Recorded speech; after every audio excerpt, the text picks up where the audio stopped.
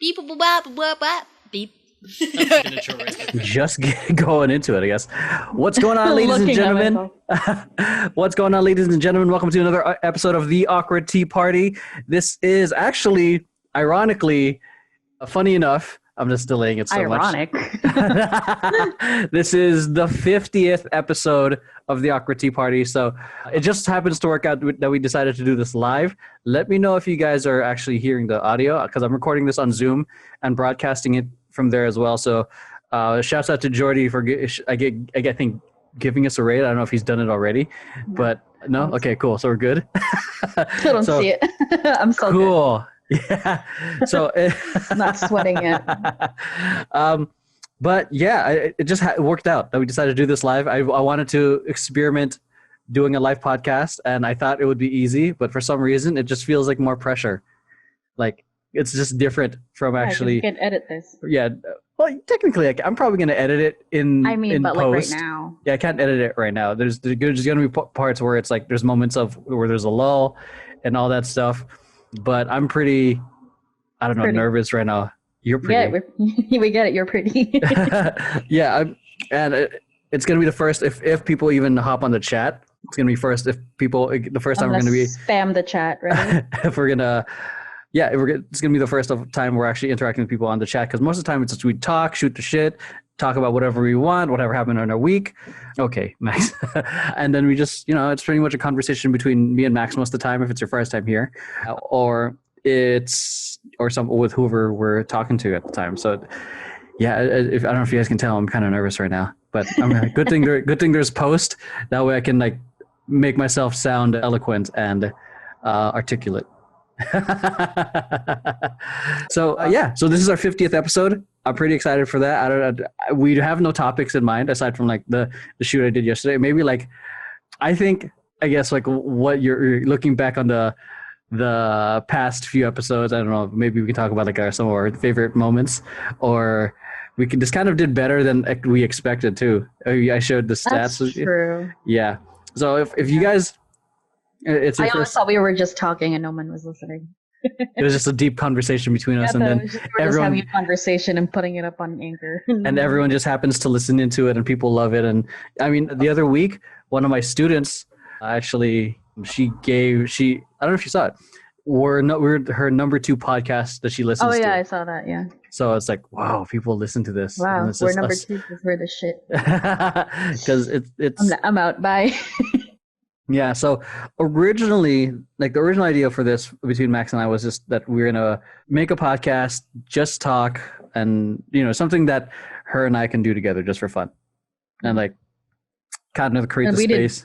We didn't do this weekly either. Yeah, we didn't do it. It was like casual and just for fun. Whenever we felt like it. Yeah, just so like, you want to talk about this, and kind of like publicly rant about the things that we kind of dislike. But yeah. There's then I realized like that the whole trend of and the marketing and the whole trend of audio podcasts, and everyone's trying to start their own podcasts. I felt like especially now with the like lockdown happening, everyone's just kind of everyone has a podcast now.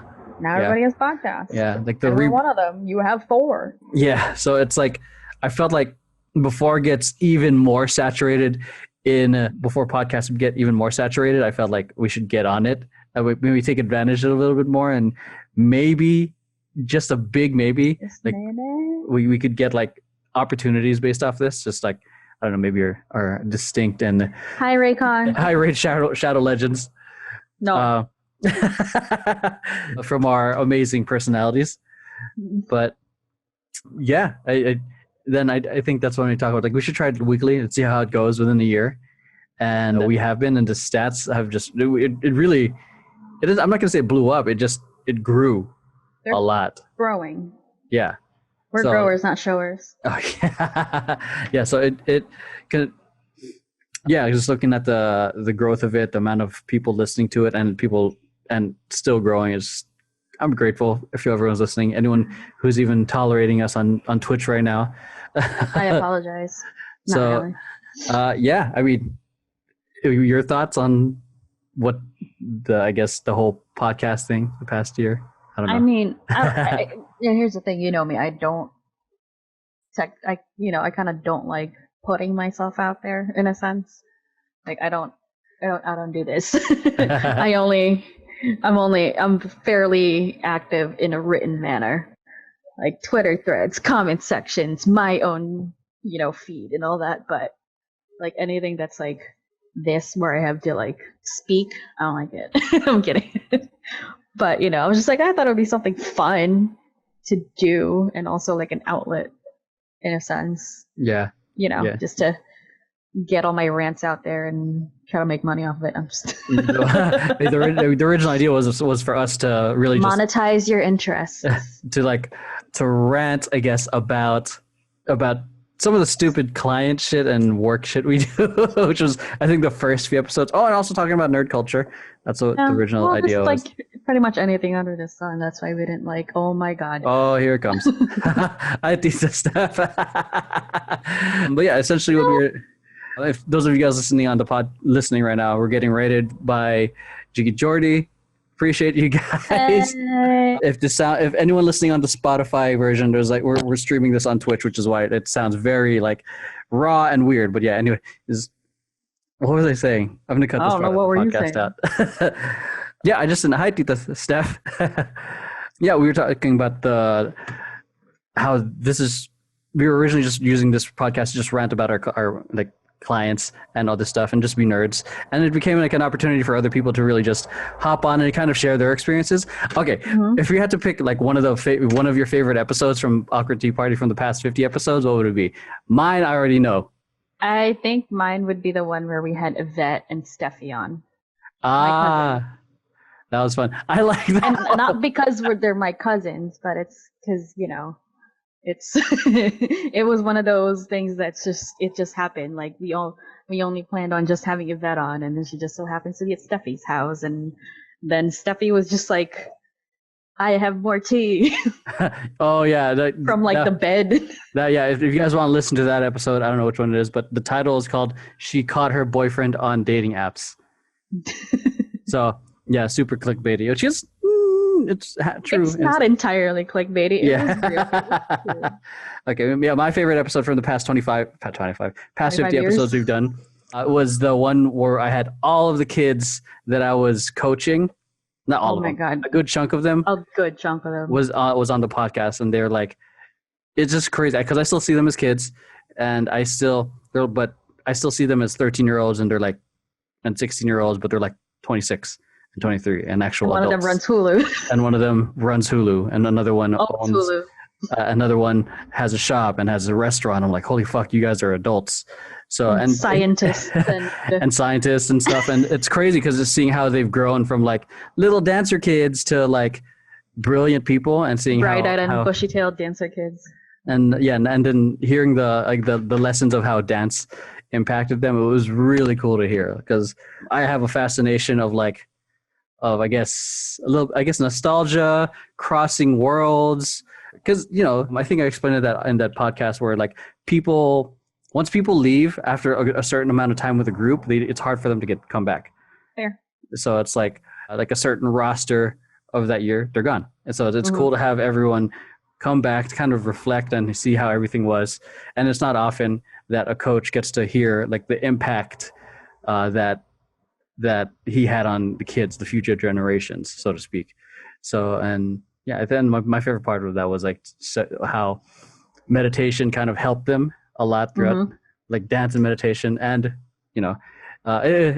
just hearing like how I was kind of an asshole to them, but I was also very good. Kind of. I mean, here's the thing: like it's like really weird for me to hear people that have been saying like, "Oh, Emeroy did all these things that were good for my career choices, for my future." I'm like, he did. Because I've only known you as an asshole. Yeah, it's true. I mean, yeah. Okay, well, not entirely. I feel like I genuinely really? do care for them, but I'm obviously. Also, but I'm also like kind of obviously an asshole to them. But yeah, because looking back at it, I was like 20-something years old coaching teenagers, so I'm like, I don't fucking know what the fuck I'm doing. I'm just doing what I remember in high school. Hopefully it works on them. Be an asshole. I don't know, like, and it eventually just gets to a point like, how do I, like, it became about like mentally preparing them and all this other stuff. How do I get them to be good people in the process? So it's like, yeah, I guess that came with maturity instead of like just me as a young buck, so to speak. Buck. Oh, no. I don't know. It was Should we go just cringe counter? no. I feel like I was just thinking about this the other day. Like the amount of it'd be a fun drinking game amongst friends. Like how many asshole and cringe comments I put together or I say, and every time We I would do, all die. We're all good. I'll see you at the hospital. I'll see you in hell. One of those. One of those. But yeah, I mean, okay, I'm gonna just give a quick shout out to Jordy. Appreciate you, my dude, for the raid on Twitch. I love you. We'll play Dauntless soon. I know Diego setting something up, but yeah, it's crazy that we're at 50 episodes in, and we are still here because it's like one of the reasons I wanted us to keep going is because I have this weird little competitive thing of like. Of course you do. You're taking me down with you. I'm not taking you down. I'm bringing you up. Like, cause it's like, cause I see other people doing stuff too, and I want to be like, can we, like keep going? Cause it was the same thing when I had Fanbiz. I was like, I see these other crews starting up, but I'm like, let's see who's gonna last longer. We'll see you in 5 years. So, kind of how I am right now. We'll see how. I don't know how big this may be. It might not even get there, but who knows what the opportunities might come out of it. Because we have such distinct and fun personalities. So that's just you.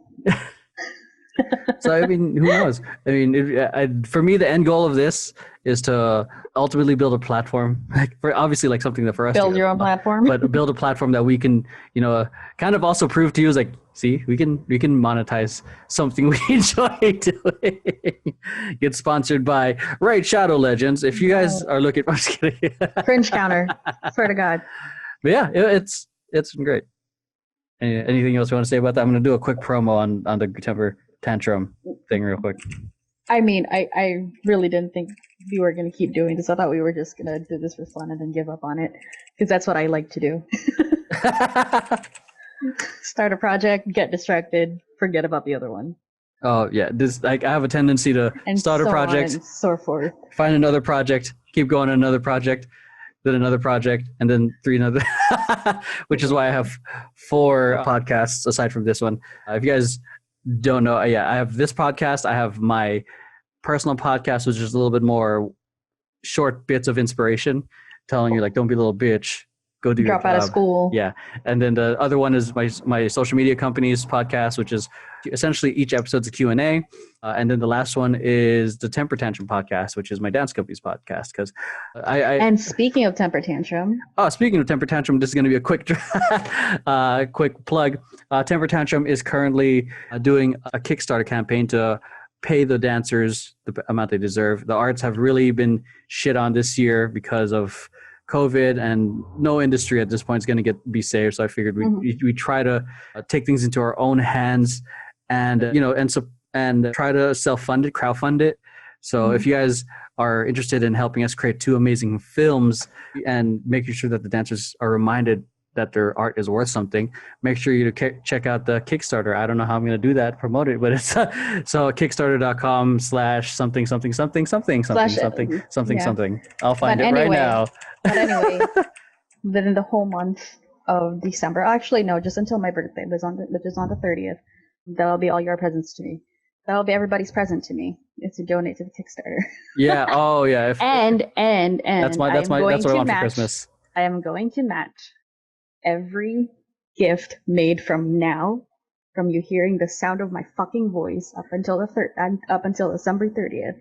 I am matching every gift up to $200. So you can double your gift for the price of one. That would be great. And then you'd get, I don't know what the tiers are. Because I can't fund the whole thing, guys. I don't have $12,000. Yeah, so that's what it needs. We need to fund everything. Anyways, speaking of shoot, we had the shoot. did yesterday. I can't English right now because I'm so nervous that What is English? we're doing a podcast live. Are you just coming it off should of be your the Tagalog same lesson? as like should be the same as like doing a freaking stream playing, but Yeah, but we're like picking our nose when we're just recording. I'm kidding. well, yeah, versus streaming. Like I'm being so mindful about like stroking my fucking beard. But yeah, yesterday we had a shoot with Temper Tantrum, my dance company. We had this really, really, what is that? Okay, this amazing opportunity to work with a venue, a pop-up museum, I'd say, because they're going to be leaving soon. Called Yeah, it's a Donut Luck pop-up museum. So it's one of the projects that we got to work with. Thank you guys, appreciate you. Yeah, we had a great opportunity to work with them, especially since all of our projects for my dance company were pretty much canceled this year. Performances, This big thing planned shoots. for. Yeah, like, and I've said this April. plenty of times throughout the previous podcasts. Like the first, like I think January, like I had a meeting with a dance company. Like, all right, here's the things we're going to be doing. Here's like 3 or 4 performances. We're supposed to be performing in San Francisco, which was a potential paid gig that got canceled in that because of COVID. So like, yeah, I was kind of bummed, but all these opportunities started coming like towards the last quarter, and I kept saying like as soon as like the last quarter came, I'm like, that's time to go. Like we still got 3 quarters, we still got 2 quarters left in the game. It's like 2020 sucks shit. It's just like a shitty game right now. That doesn't mean like just because of like 20 minutes, 20 points behind or 50 points behind or we're down 3-1 doesn't mean we can't come back and win the championship. You know who was down 3-1 but didn't come back? The Clippers. Just roasting myself. Oh God, who was down 3-1? The Nuggets came back and won down, huh? Yeah. Shit. Yeah, that's real. Yeah, and then fuck. And I just hurt myself. You know who came back from 3-1 lead for being down 3-1? The Dodgers. Did they really? No, I forgot now. Okay. But like it was looking pretty dangerous for a little bit. But yeah, I was. That's the thing. Like I felt like even though like throughout the whole year, like even though a lot of us were being dealt shitty hands, and albeit like I think I had a pretty good hand compared to a lot of people, because I know some people are like have it way harder than I do. So it's like I could be just one of those quote unquote privileged people saying like, oh, bootstrapish and shit. But we kind of are. I also think it comes back down to the mentality, because I've also met homeless people who had a better mentality than I do and who seemed mentally richer than many people. Mm-hmm. So I think it just really does come back to it sounds so cliche, the mentality, the mindset, but it's like the Mamba mentality. But like, I think it's true, because it's like your outer world is a reflection of your inner world before I go on. But before you go into one of your I'm going into a this isn't your podcast. Yeah. This is the other podcast. So yeah, I'm just glad that all these extra opportunities came, because I think part of it was to start doing more recordings and videos. It was like, I think towards the summer, and I saw like more people were like filming and it was okay, and people were getting, it seemed safe. So I was like, okay, maybe we can do something as long as we're like super careful, socially distant, all that stuff. And then planned the 2 shoots, and then this happens, like all these other lockdowns happen, and then we had to adjust. Like we were trying to play catch up to try to create the content we wanted to do, because a lot of people were already doing it. But I'm grateful that things still worked out. Technically, the entertainment industry people are exempt from the lockdown. I know that doesn't mean like restrictions and all that. Which all that. It's a double-edged sword. Like, I mean, you guys were lucky enough to be kind of part of that and like to fall into that category, so you can kind of quote unquote stay on schedule. But also, it doesn't, kind of look. It really doesn't look the good. The optics of it. It's just like really. Yeah. Why? So I mean, we're not going to do anything else, obviously, because we just kind of use that as a way to stay motivated and hopeful that our project doesn't get canceled, because we had to plan this like weeks ahead. So like to have it thrown away, it would suck. But I also acknowledge that there are other businesses that are way more important than ours that are getting hit hard by this. But yeah, it's thankfully we made it work. Everyone prior to the test had to get tested. Otherwise, they would not be allowed to step into the venue, go into any of the rehearsals. So that part breathe anywhere near your direction. Yeah, because exist. Exempt. Like, because the thing is, like, oh, man, I guess the temper tantrum board, they had like they brought the whole lockdown situation, and we had like a quick, very lengthy, fast meeting. So oxymoron right there, but like Lengthy. it was fast. It was fast paced, but it was also but it was lengthy. Trying to prepare ourselves for these upcoming like challenges. So like obviously that's why we had to require everyone to get COVID tested. It's just those, I guess, challenging quote unquote calls to make because you're uncertain if it's the right one. Because it's like, if we continue this, like, how do we make sure that none of our dancers are in danger? Because that's on us. Because we are the leaders and we're endangering them. So how do we make sure everyone's safe? Those are things that we're all debating. Like, what about this? How, like, these tests, this social distancing, or do we continue? Do we need everybody at the shoot? Who's still down to do it despite the restrictions? And throughout the 2 weeks leading up to it, I was getting so many texts of like, are we still doing it? Is it canceled? All these restrictions. Do we count? Do we fall under this? Do we not? Yeah. I even asked you because I saw, actually no, I get like LA Times alerts on my phone, and and it said like essentially it was everything but entertainment industry, and I'm like, do you guys count? And you're like, yeah. I'm like, good, but like, yikes. Good question mark. Good, but yikes. Yeah, so it was challenging, but I'm glad it worked out. I went on a really crazy tangent, but yeah, yesterday was a really amazing opportunity for one of the things that I really wanted us to do, which was a video shoot while simultaneously doing a photo shoot, because it's just like content on content on content on content for the social media platforms promoting us.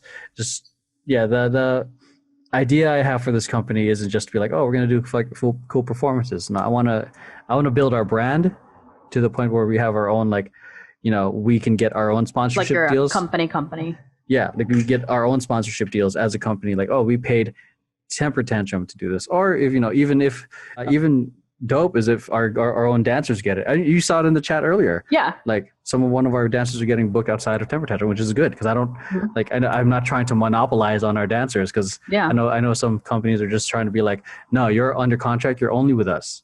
That's it. No, like, so you can't take a job if you can't take a job if it's just you. No, you cannot dance for Beyonce if the rest of us aren't dancing for Beyonce. Yeah, that would suck if we did that. That would fuck. No, but I just wanted us to, like, us as a platform, like, almost like how, like, the way I've always thought about it is like how, like, the Lakers are. Like, I liked how Jerry busted it. It wasn't just a basketball team. It was a brand. He made it look like a show, which is why he introduced the Laker girls. He introduced the spotlights on the basketball court. He made it a show. Is that why the house lights aren't on, and then all the lights are on the court? Yep, he made it. So and it's genius. He made it as if it's like a show. Like, I mean, that's why it was called.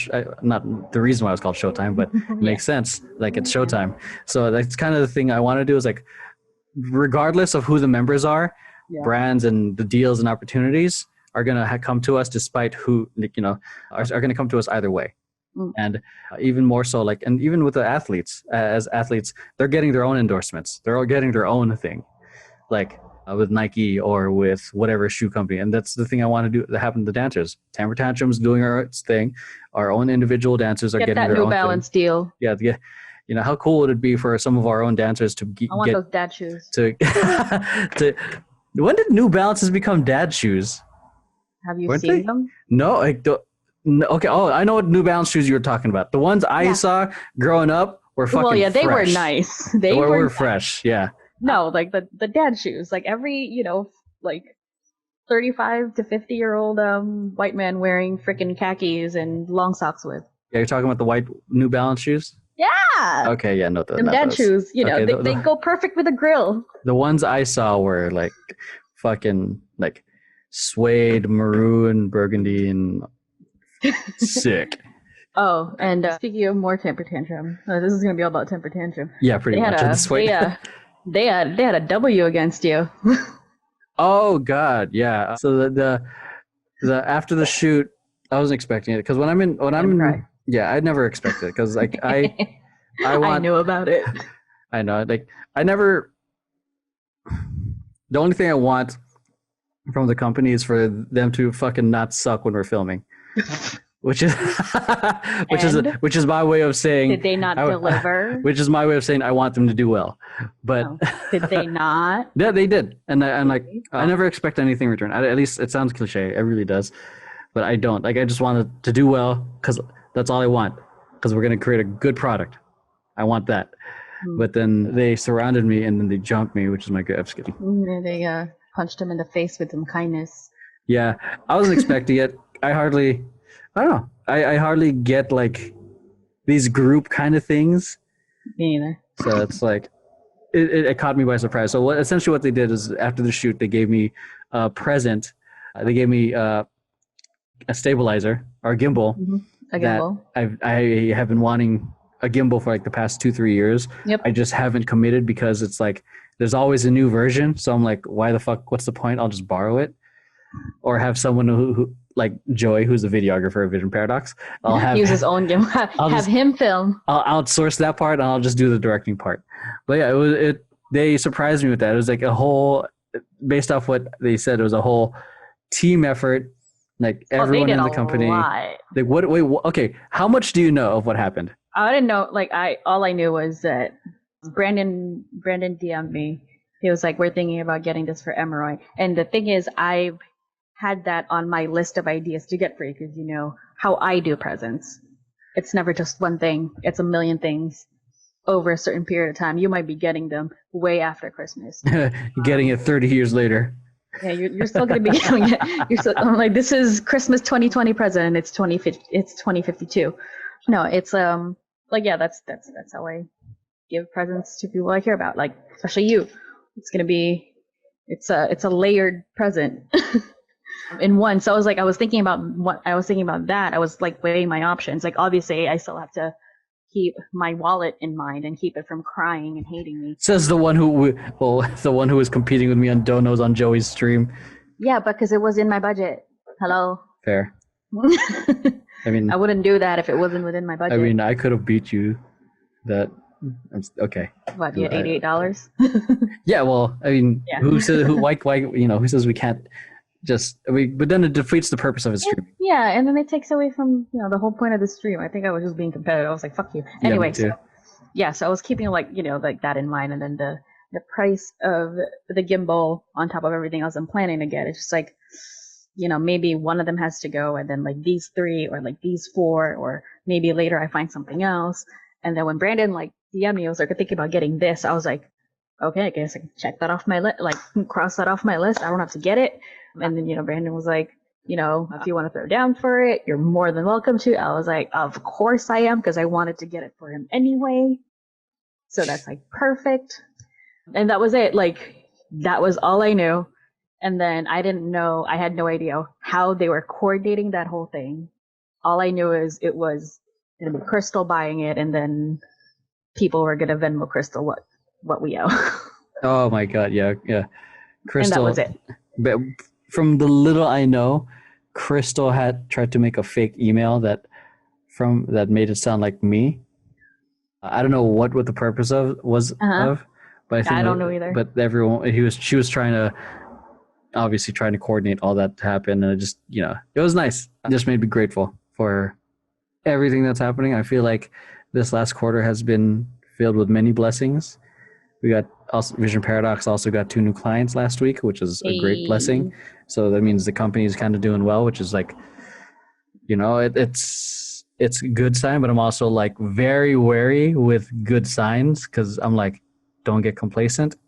But it's like, it's one really bad like event for everything to come falling down. Oh, for sure. So that's why I'm like, yeah. So as much as like we're doing really good now, I'm also like preparing for what will happen. I think, which is not very, very good because it's like, obviously, like it's not being present.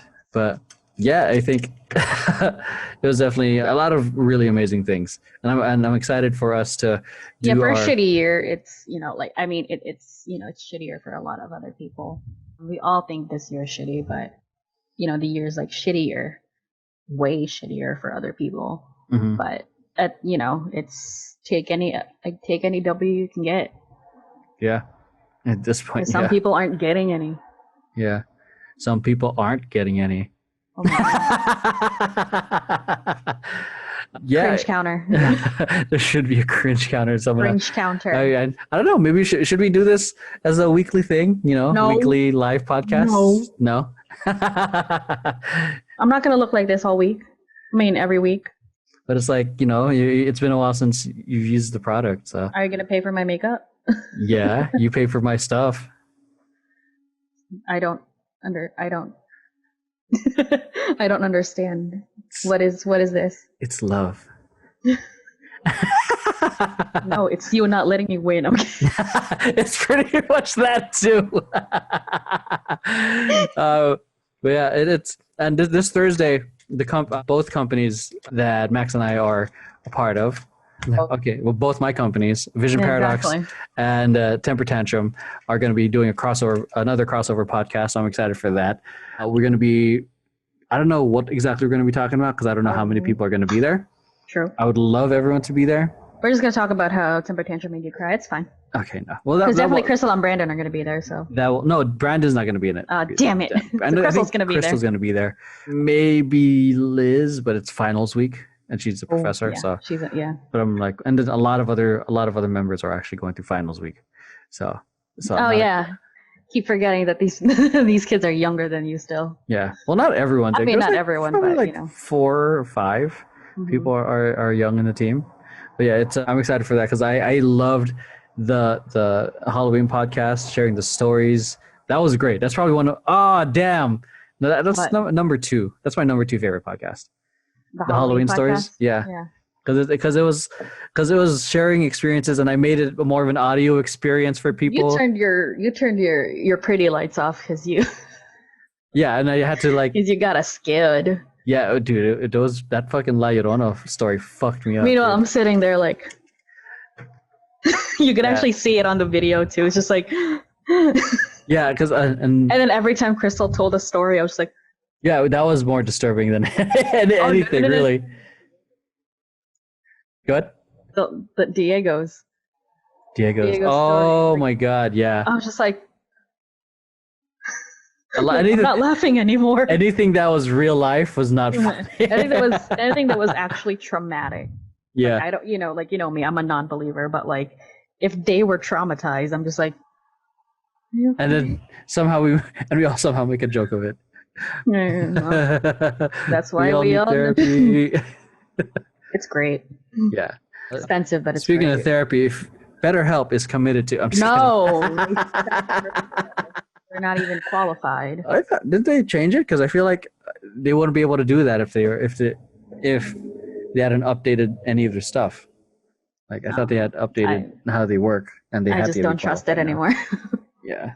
I don't trust it anymore, and also I'd rather do my own research on my own therapist as opposed to letting a website be like, "Here's one we picked out for you." Oh, speaking of which, I need to schedule something with my therapist because because the Temper Tantrum made you cry. No, I should talk about. I'm actually I want to talk to my therapist about like my competitive nature. Like for real, like sometimes I feel like people are overstepping boundaries. Gets in the boundaries. way of friendship. Yeah, I feel like I misinterpret things as people overstepping boundaries. You. Yeah, when they're really just as passionate about. Yeah, but I'm like, and then it's like one of those things like, you wanted help, I'm helping, but now you're, and so shutting I'm like, me down. Yeah, so I'm like, okay, maybe she can like throw some questions or insights that are give you helpful. Questions to pause and be like, what does this person have to gain by one-upping me? Yeah, so it's like there's nothing. Like we're in the same team. Like why do I feel like I have to be the one at that one. So I acknowledge I'm also a control freak, which is why I started 2 companies, so I don't have to be. But also, I don't mind being, I guess, a member as long as the person leading is competent. So, True. I mean, because I just don't like wasting time. Like, I don't mind being like Liz. Like, she's an amazing choreographer. If you guys don't know her, I consider her Look her up. my best friend sometimes. She's an amazing choreographer, talented individual, and she's one of the few people that I love working with because she has so much intention with her work and rehearsals. It's not like you're lollygagging around. Yeah. So from that one shoot, like that Valentine's Day video you guys did when I was there, I was just hanging out at the mob. Yeah. You guys were shooting. I'm like sitting there, awkwardly because I didn't know anybody but like you and Liz. Yeah. I was like sitting there. I'm just like trying to film with your camera, and then your camera decided to die, and I have nothing else to do. Oh God, yeah, that was. So it's just like, and then I was watching, and I'm like, holy fuck, there's a lot of people, and she is just commanding this whole studio full of people. And remember, this was pre-COVID, so we can all get packed in there and shit. But like, holy fuck, like I don't know a lot of people that can do that. Yeah, so it was cool, and I liked seeing her direct, like her and Brandon. Those of you guys who know Brandon's one of the artistic directors of Temper Tantrum. I like seeing them both work in their fire and their zone, like because it was like, it was inspiring. Inspiring. It was inspiring seeing them because it's like, I don't know, it's someone direct and with vision and just straight to the point. Like I resonate with that because like I can relate with that energy and just seeing them. And that's when I saw them doing that, I'm like, fuck. I'm like so glad that they are a part of this. That's not you. I'm kidding. Like, no, there's part of that, but I'm also like, shut up. No, Diego just trolled me right now. So those of you guys listening to the Spotify, if I randomly respond, it's like say something weird, it's because I'm responding to the Twitch chat. I mean, this isn't our first live episode. We did an Instagram live when you were here. Oh, that's true, but we didn't see the chat directly all the time. Like this one's like all. We did because I was looking at the. Oh, chat. That's right. You're being moderator. Yeah. Oh, this really isn't our first live, but this is. Well, this is our first live remote. Remote, true. This is. It's also like. Also, it's just on Instagram Live. Somehow, I care less if it's on Instagram Live. Yeah, it's the, it's the, what do you call it? I don't know why this feels. It's appropriate that this is also the 50th episode, so happens to be live as well. So I'd like to make it like maybe episode 75 we make it live again, or maybe it's by then things will be safe. Maybe you'll be here. No? Okay. She doesn't want to be here, everyone. Shut up. So yeah, but anyways, like seeing like Brandon and Liz in their zone just made me like confirm like hell yes. I'm glad that they're on this team because they are people with vision, with direct and just going into it and knowing what they want for the shots. Because for me, I felt like going into the shoot yesterday, I felt like I knew 75% of what was going to happen. And then they threw a curveball at us. That must have bugged you. Yeah, yeah, it does. Because you're just like, I know. There's too many variables I didn't know, and I like to cover as many as possible to prevent fuck-ups. You try to make all decisions before you even like decide, yeah, we're gonna shoot on this day. Because I try to. It's just like coming up with I guess a game plan for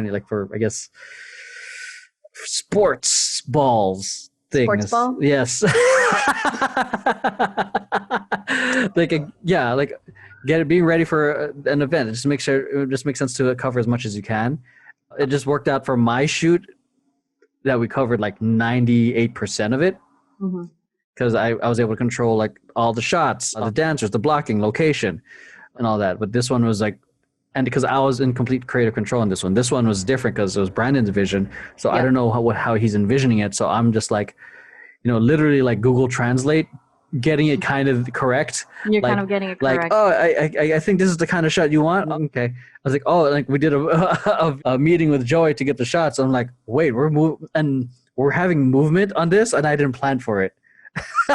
This wasn't on the animatic. Yeah, it really wasn't.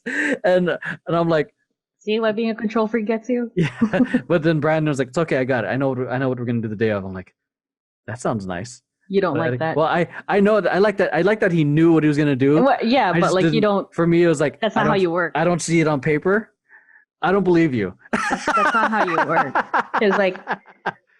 Because I feel you. It's just like, are you sure? Can you prove it to me? Can you cite like 15 examples Yeah, I mean, in yes, MLA formatted? if anything, Like, if anything, yesterday proved that like I didn't have to be even more that I didn't have to have everything planned out. It's like choreo versus freestyle kind of thing. So like it was nice to like have like some additional like I think is the parts that really made sense because for me like I hate just randomly doing dance videos that have no like purpose because a lot of people are doing that just cool location dance the and location, maybe a song that's relatable to the location, and that's it. yeah, so I just wanted to be cohesive somehow like in terms of a story because then it shows that we can do like I guess at least story driven type of content. So I felt like those types of shots made sense.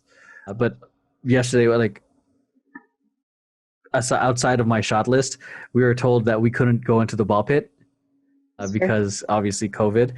Yeah. So like, also, ball pits are inherently gross. yeah, that's what I was thinking. Like, I wonder if they're gonna let us in there because of COVID or not. But I found like so. Luckily, with the brilliance of Joey and Brandon, was like, okay, fuck it. He's gonna wake up sitting on the teddy bear, and then we'll do it, and then we'll somehow wrap it around. Spoilers. And I was able to cut myself out. I didn't have to dance. I just directed and I just cut the amount of dancers. So it's like it just worked out. Like. And you were able to lend out your costume. Yeah, I was able to lend out my costume, and then that was still hilarious because, like, like I saw that shot, and like Sean was in the back wearing your jacket that I know because I've seen it like hanging behind you, and I'm just like, that's Emeroy's jacket. It's another Filipino with long hair and a beard, but that's not Emeroy. Yeah, we both like that. Yeah, we're like practically twins in a sense. I feel like we're twins. I feel like we should do like a routine, like where there's a mirror involved.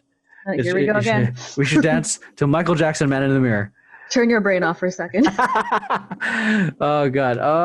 You're not even done editing this other one. Yeah, I have like 5 other ideas I really want to get done. And Rika, who's I guess a quote unquote alumni of she was part of the project version of it. She's just like, here's an idea you should do, and we were just talking about ideas. And then there's just so much I really want to do. One of the things I told Brandon is that I want us to do like how Fenty has those fashion kind of performance shows. I want us to do something like that, but for video games. No? Wait, hold on. Say it again. Like, cause okay, Fenty. My brain turned off for like a half a second. Like, okay, Fenty has this. I think from the recent one I saw, like they have different stages or sets. Yeah, I saw the whole thing. And I'm explaining to people who don't know. Like, I want us to be like different performances. Different things, but for different video games. Like there would be a player just going through and they're in an Apex Legends performance set. And then a different one for Phasmo. No? Neat. I mean, I have no doubt you can pull it off, but that is so fucking niche. But the video game market is huge though. Like it's like there's like, as far as I know, there's not that many dancers and other stuff like creating content specifically for games. The only people I think I'm aware of is Kinjas. True. Which is they did that thing for, was it KDA or something like that? Yeah. They did the choreography for that. Mike Song did the choreography for KDA. So it would be cool for us to do like something for these themed video games. And I just like the idea of like things that don't go together, but do like the fucking. I mean, Fortnite try to get it to go together with doing their stupid Fortnite. Wait, what? Dances. Like, oh yeah, there's that. Like I thought you're talking. Like the poorly executed marriage of dance and video games in Fortnite. Yeah, I mean, I think that's how a lot of these dances got discovered, anyways. And yeah, I just like the like the things that and they're not good. The things that randomly go together is like, like the Mario Lopez recipe for seduction. It is so stupid. It's good. Cringe counter. Wait, what did Diego say? I got a video game set, but it's still in the works. Hey. Okay, I Do can't it. wait to see it. So is it going to be a video? So if so, let's make it happen. So He's gonna take credit for it. Don't do it. no, here's one of the things, because you brought that up. Like what I would love for a temper tantrum, I'd like it for it to be Everyone to pitch an idea. like for us to be able to assist them in creating their things. Because I know, but I also know that they have their own people that they work with, so I understand that. But if they want to pitch an idea here, and we can use our resources in filming or whatever and whatnot, and it would be cool to help cater and build that idea up so it's like super full-fledged story, depending on the depth that they want to go. Because it's like the way I'm also seeing it is like an animation studio. Like being that I'm also from the animation industry, but that was back in 2012. Anyways, yeah, like eventually, like, because I know everyone has their own story, everyone has their own projects. It'd be cool for us to be able to for them to share their idea and help execute it with us. Obviously, they would get 100% of the credit because it's their story. Yeah. But also, like, excuse me, it'd be cool to kind of use it as an opportunity to guide them in how to be a director, not just a dancer. Like how to like plan out shots, when to appropriately use a whip pan, or what do you call it? Not all the time. Or when to use like the Steven Spielberg tracking move. It's like there's a whole bunch of like stuff, and or how to do like proper storytelling or visual storytelling without, because essentially with dance videos we're doing storytelling through very exaggerated acting in a sense, no words. So yeah, it'd be cool to do that. That's one of the things I'd love to do eventually. Like, because I know I have ideas, I know Brandon has ideas. It'd be cool for if they ever want to pitch and build it. Because I have like, for me, I have this weird sense of confidence, like it's already done, that we're gonna do well. Like something's good's gonna happen. Like put it out there. Yeah, it's like I don't know, like it's done. Like we're gonna make it. We're gonna have brands. We're gonna have sponsored podcasts. We're gonna have multiple gigs on one day. Temper Tantrum Team 1 will be on a live stage. Temper Tantrum Team 2 will be doing Team B. Whatever, because eventually that was like one of the things we wanted to do. Like I know you were talking about it with me. Yeah, like if we can do multiple gigs on one day and just split this group in half. Yeah. And if it even better if it's paid opportunities, that'd be so freaking cool. Like paid gig, music videos. Like what? Temper Tantrum, you guys are everywhere. Yeah. So and then Liz said that we should essentially be an agency. I'm like, I don't know if we're an agency. I just want us to be a group that kind of provides opportunities for. You already have an agency. Well, like entertainment. It's a different kind of agency.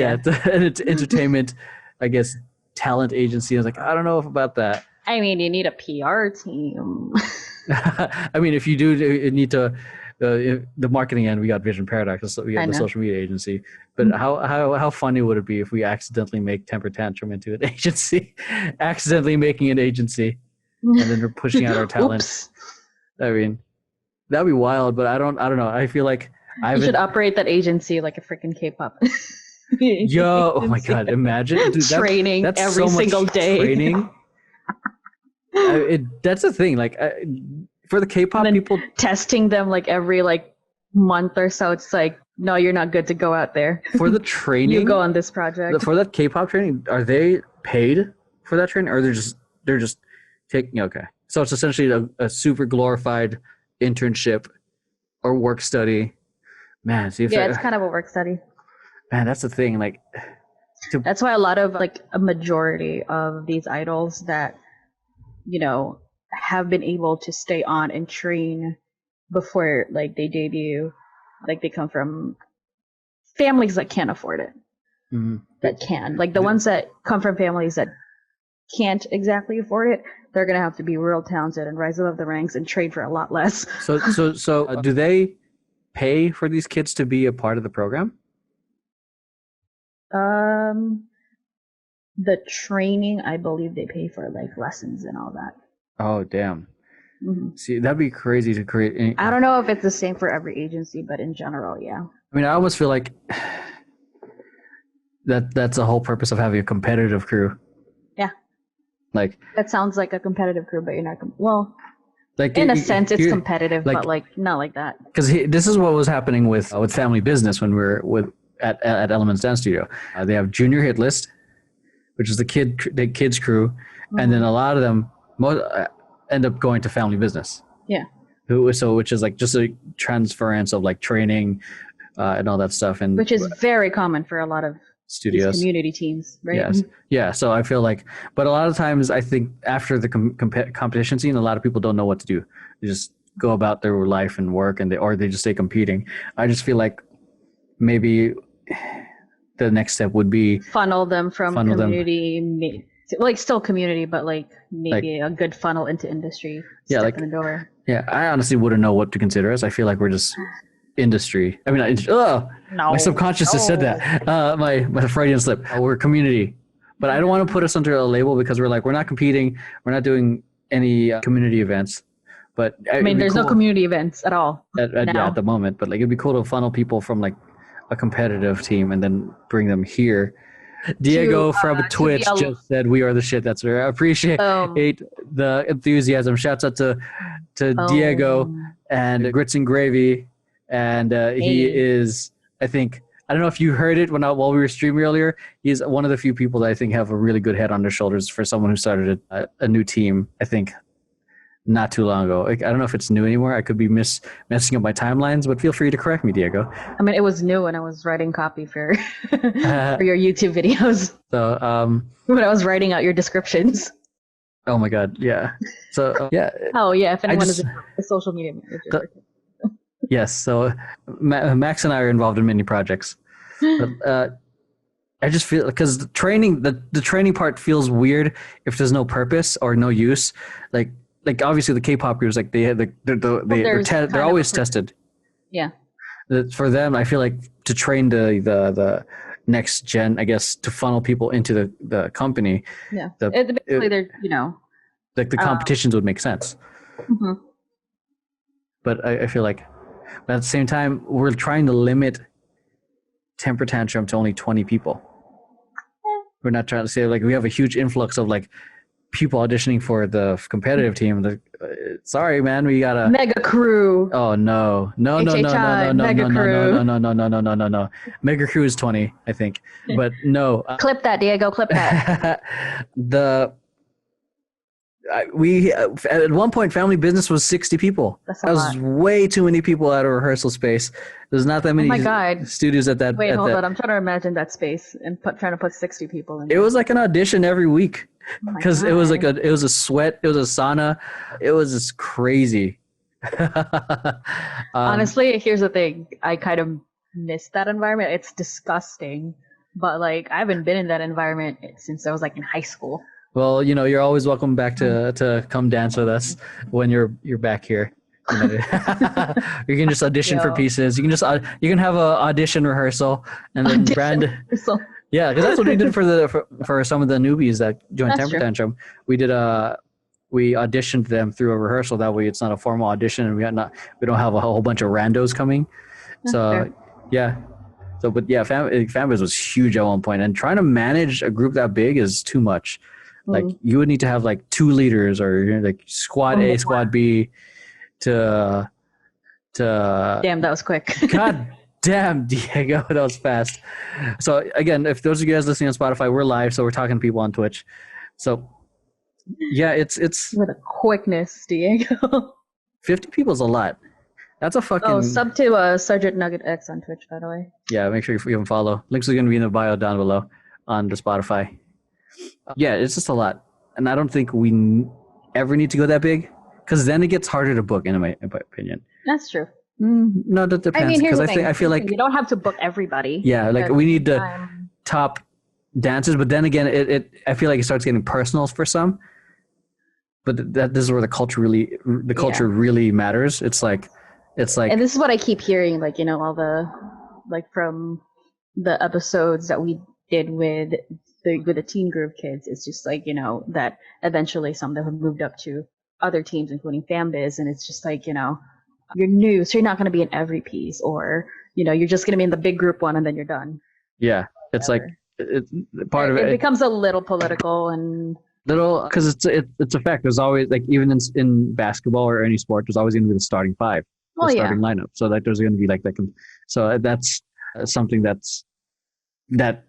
just is just fact. And then Yeah, there's going to be like the in demand dancers and all that stuff. But then it's people are going to be like, what about me? What about me? And all that stuff. Mhm. So that's why like if it's too big and it's like we can't give it to everyone. If you keep it Yeah, you're small, gonna have a lot of what about me yeah. on your hands. So if I feel like I think 20 is a nice size for like splitting Sure. it between performances or having like the top crews or the top things. We discussed this in the first temper tantrum meeting, like Because you or can have second or third.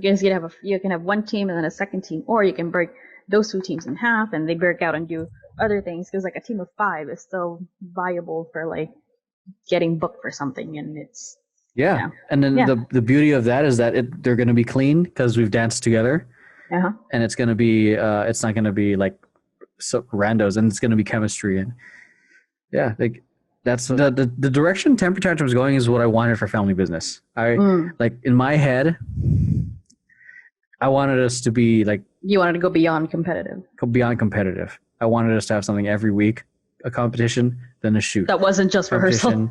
Competition, yeah, and then a live performance somewhere else. I want, because my goal, and this is when I was like really into basketball, trying to implement that kind of scheduling for it. Like I wanted us to have a season of events, and then then the off season. Yeah, essentially you'll have a calendar, and and it looks good to put it on paper too, to make it to see that you're essentially booked for the year. Yeah, like that's what I want. How that'd be a great feeling. Booked like, and blessed. Because it sounds weird, but I wanted, because not a whole lot of teams were doing it in a sense in terms of social. I wanted to kind of make us the Lakers in a sense, but I knew we were going to be like Laker famous, but I wanted us to have like the mentality of how Jerry Buss made the Lakers into a brand. And I really wanted to make, and at that time when 2010, YouTube and Facebook it was all just fun. Instagram didn't exist. So it was I wanted us to establish a brand for ourselves, because I felt like that would be the next step in trying to build family business up. So essentially this is like the Temper Tantrum was essentially the fan biz I wanted to make happen, because like eventually phasing out from competitions and then doing more professional industry work.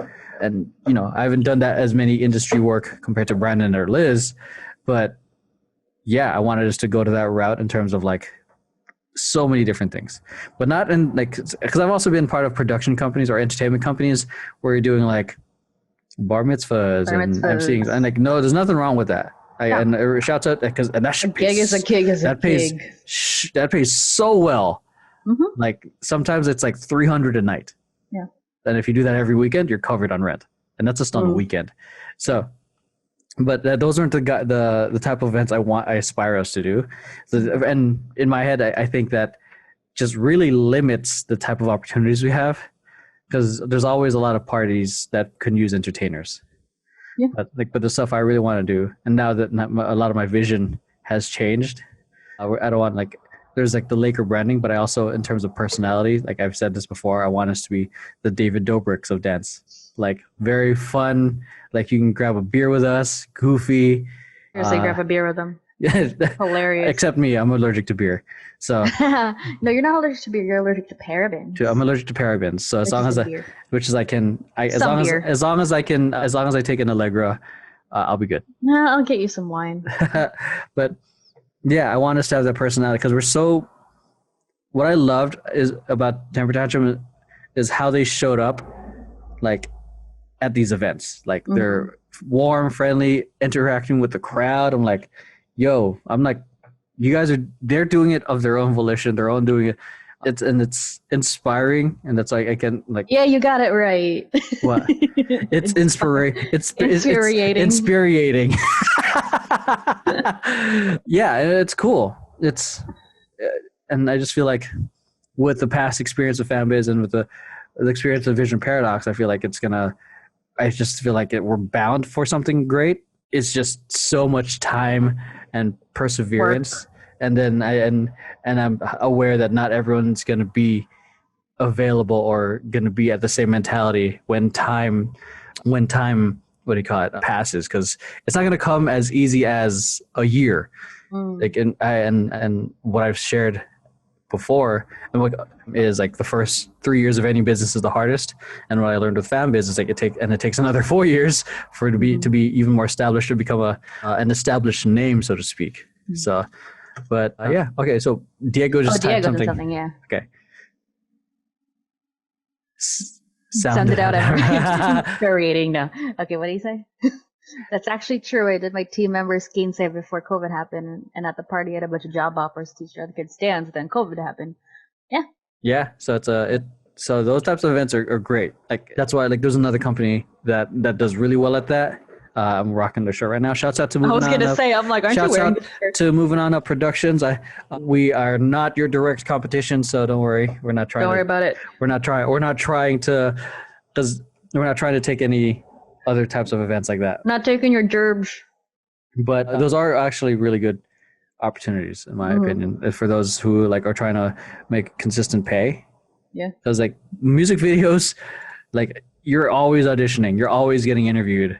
So it's like, it's really not secure. Like, and that's why I think like things like agencies exist. Like unless you lock in a contract with, an artist. Or a show. Or a show, or a tour, or when I was with Antics, I was with a company, guaranteed pay, tour, everything. So just like paid rehearsals, paid rehearsals, gigs, paid everything. And that's the stuff I aspire for us to do. It's like rehearsals, paid rehearsals, like at $15 minimum per hour. That's like. How's that sound, Diego?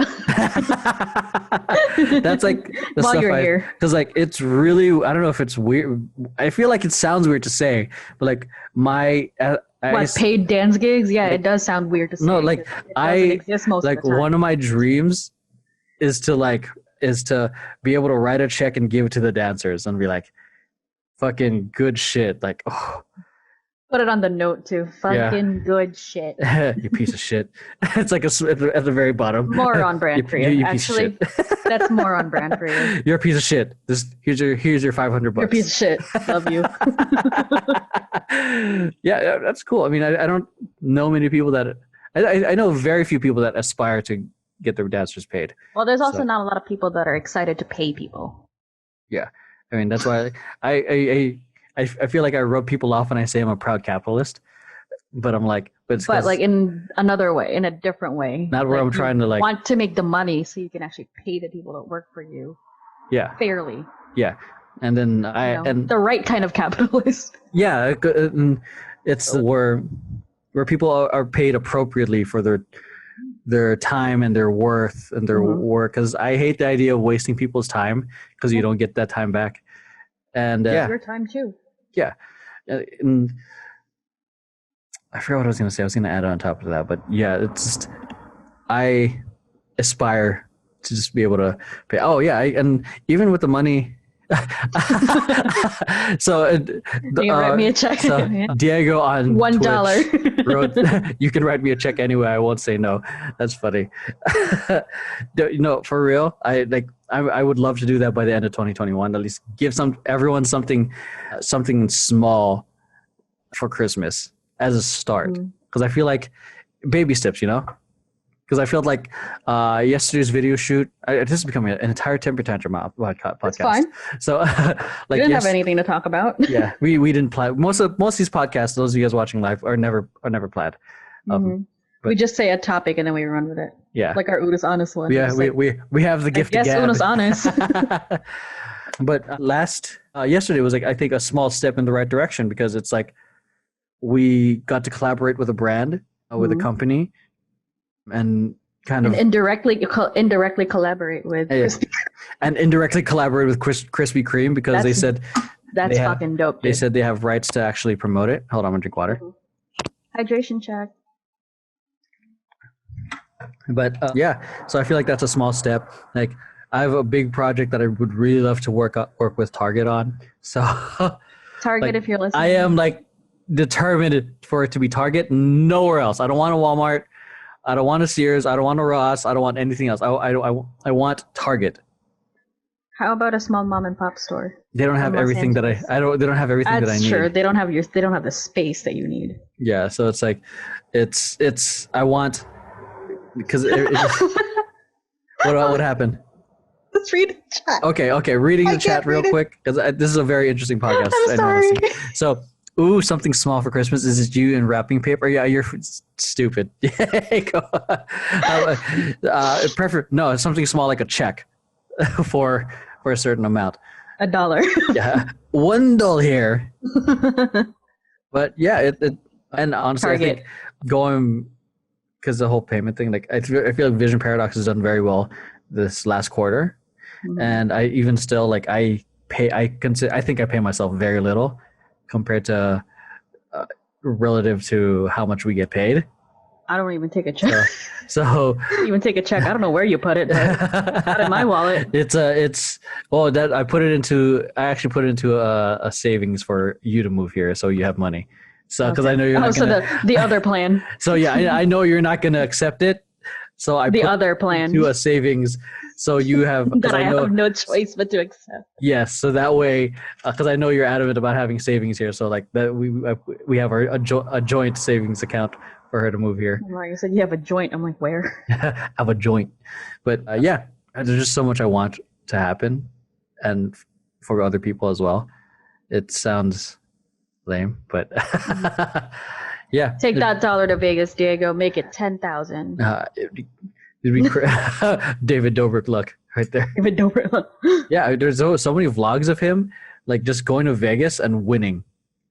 I don't like that. So I'm like, what? And he's just like, and in the podcast, Why am I out of focus? in his podcast, he said, I wish I could say it was half these things in Vegas are scripted, but they're not. Like they just literally go to Vegas and they make money back. I'm like, Well fuck. done. So yeah, I mean, yeah, I'd like. There's a lot of stuff I'd love for us to do. I mean, I'd love for, and I feel like we're gonna talk about this in the Christmas podcast with everyone. But like for 2021, I'd love for the growth to continue happening with VP, because I feel like we finally found our stride with like being super consistent in delivering work. Because I feel like before it was like, I feel like there was just some holes that were missed. And I don't know. I feel like there was just like gaps, but then we finally figured out how to make it work. Yeah. Excuse me. And then, what? No, I mean, you guys are like a fairly new company, so there's like just because you've been with different companies before doesn't mean you're gonna know how this one's gonna work. Yeah. So it's like, I'd like us to continue growing. I mean, if we look at the roster right now, shout them out. we have like 6 clients. Damn. So, which is great. Like, well, actually, the 6th one is actually we're still in negotiation. So I'm jumping the gun. We have 5 5.5. clients. 5.5. So our shouts out to our clients at Vet CBD, Silva Real Estate Group, Good Samaritan, Good Samaritan Las Vegas, Reach Fitness, Alex Weber, and Antics. So yeah. Long time client. Wow, very long client since 2016. So yeah, so grateful for them and for a lot of them sticking around. I think a lot of it was just like we were delivering well, and I think a good part of it is I'm pretty good with them. Like, true, I'm pretty relatable. So essentially, yeah, I'm holding a nail cutter right now. French counter. Yeah, so I mean, still, man, still a lot of work. And yeah, like yesterday, aside from like the shoot, I was getting messages from everyone that day. Yeah, when you were telling me that, I was like, I had a question, but I'm not gonna ask. Like, I'll figure it out. Yeah, it was like I literally woke up to like texts from Temper Tantrum leadership, and then and emails from other clients, like all these changes that they wanted to do for this their pinup calendar. Oh my god! And then like an hour after that, I had a client meeting for a new client. And then in the middle of that, I was getting more notes. So I was like, and in the middle of shooting, I was getting more notes. And I was like, yeah, this is. I mean, it sounds overwhelming, and I think if this were like me 2017 when you first started working with me, I don't think I would have been able. No, you wouldn't be able to handle it. You would have freaked out. I would have been overwhelmed. You would have overwhelmed. You would have called me and be like, "Drop everything that you're doing and handle this for me." I'm kidding. Yeah, I would have had you like, can you write an email politely telling them to fuck off? Tell them to fuck off. I am busy, but like, yeah, that didn't work out so well because I would end up responding in my own way anyways. But yeah, it's been a short yet feels long road for VP so far. So I'm excited for us to continue growing. And I don't know, I'm excited to give. Sorry, Temper Tantrum people listen to this. But for VP, I'm excited to give Christmas bonuses. I don't even get it. So Christmas boners. No. How many is that? I've been counting. It's like 6. Yeah. I don't know. There's something about like creating something cool with other people, and it's funny how hesitant I was about doing this in the beginning. Like, I don't want to start another dance company. Hesitant? You mean adamant about not? Adamantly against? Very against starting a company. You hear that? Y'all hear that? I've always felt like I have a reluctant leadership kind of thing. You often slouch into the leadership role and then like somehow fucking kill it. Like it showed up when I was at a seminar. Fuck. You were just like, fuck it, I'll take over. It was good. Yeah, I forgot what it's called. I think it was a warrior seminar. Mm-hmm. It was very much about like more reflecting on the stuff I've learned throughout my other leadership programs, like responsibility, how you show up, and then these random people who I thought were more qualified. Like there was a buff guy, there was an older gentleman that I thought he was old guy. Wow. But no, he was not like fucking finished looking old guy, but he was like finished looking. I'm fucking terrible right now. What do you mean he didn't have like icing on top? Or no, that's not what I mean. That's not what I mean. That's not what I mean. Or he didn't put hair. Like he just, like disheveled and like he should be in. Well, that's probably he was at the seminar for a reason. Yeah, but like he looks and then they looked at me and I'm like, I think I was at 25 or 26 in my late 20s. I was like, okay. Y'all are more experienced than me. Why are you looking at me? So, but yeah, so that's one of the signs. I'm like, maybe I'm okay. Maybe I'm okay at this leadership being a stuff. Leader. Yeah. It's maybe okay. It's because it's the amount of responsibility sucks. That's true. But you like it. It's also very fun. It's because it's like who was it that said enjoy the suck? I don't know. Or like something like that. I heard somebody say it. It was some inspirational person on Instagram. I enjoy the suck very much. Cringe counter 5,000. This is 18 plus, right? Yeah, this is an 18 plus podcast. I didn't put a win. I don't how to do that. I don't know how to do that on Twitch, but yeah. Okay. Yeah, like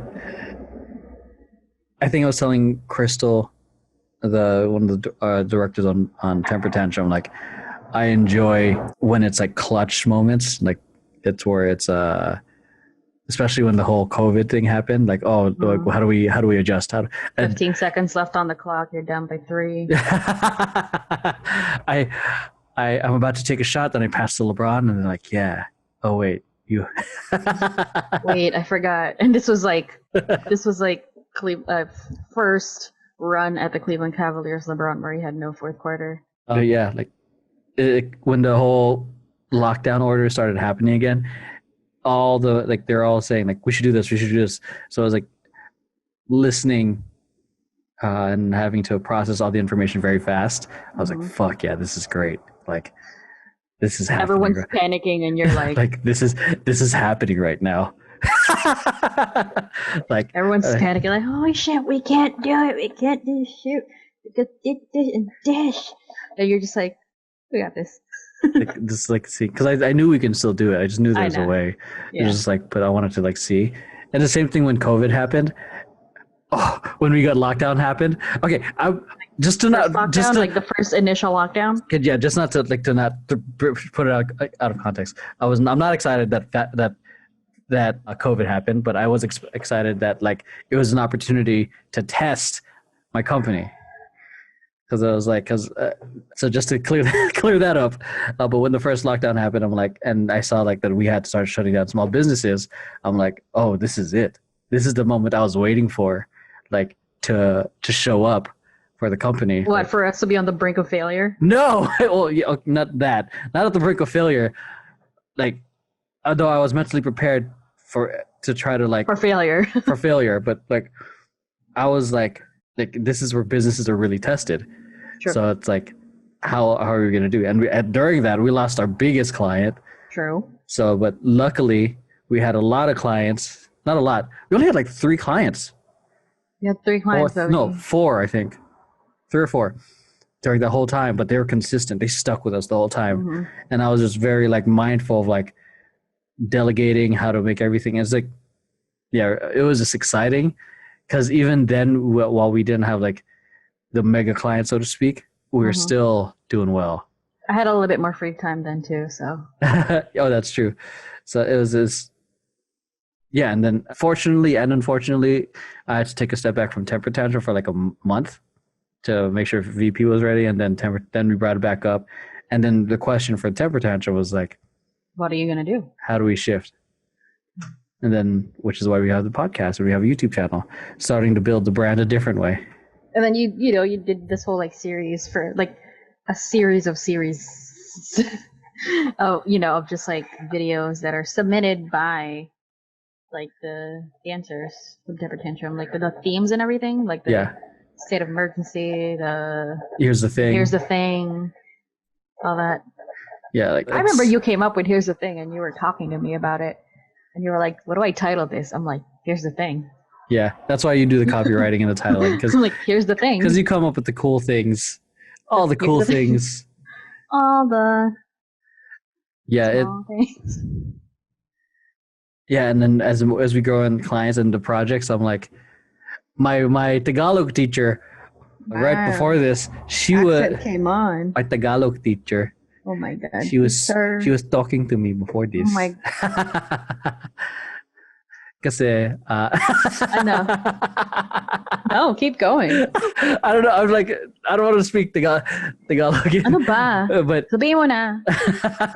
like before this, she said she was excited that I was actually on because we took like 2 weeks off, and she thought I was gonna be like the rest of her students who were like good in the beginning, but in the middle they're like, oh, like I'm busy, like I think it's like abala ko, or like I'm busy. Is that abala? Abala. Abala. Abala. Abalang abala means, burdened. Yeah, so like they're super, yeah. So she was happy that I continued, and she also went and she also like, and I'll read that in a sec, Diego. When we met up, she was excited, and then I told her like, oh, sorry, I've been busy, but I'm glad I got to schedule this, and she's like, yeah, I'm glad that you got to. She feels like. By the way, finish that story. Diego had some really good points on the chat. Yeah, I'll finish this and then we'll go to that. Like I saw that, I'm like, ooh. Yeah, so we'll go into, yeah. I feel like she's like a very supportive aunt or grandma, like or yeah. She says like you know what? I know you're gonna be very successful because you work very hard. Go Tita. And I'm like, man. She also said, make sure you rest. Make sure you always make time for your girlfriend, for your family, for the people you love. And I'm like, am I getting a life lecture from my Tagalog teacher right now? Tita Connie for the win. But shouts out to her. She's such a good teacher. She was great. But I'm like, I wasn't expecting that because, like, I don't know. I feel like I mean, a lot of like Filipino women around that age are fairly nurturing. I mean, you've met your mother. Yeah, that's true. Like it was just cool. Like we I guess developed like a kind of student teacher relationship. Yeah. But she knows like how busy I am, and she was like, oh, that's what it's. And I always tell her like how busy I am, like what I'm working on. I'm like, oh yeah, that's the life of a CEO. I know you're working hard, but you're going to be successful.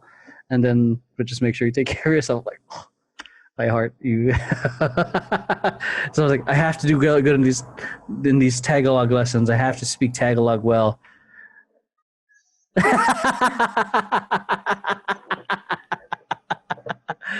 No.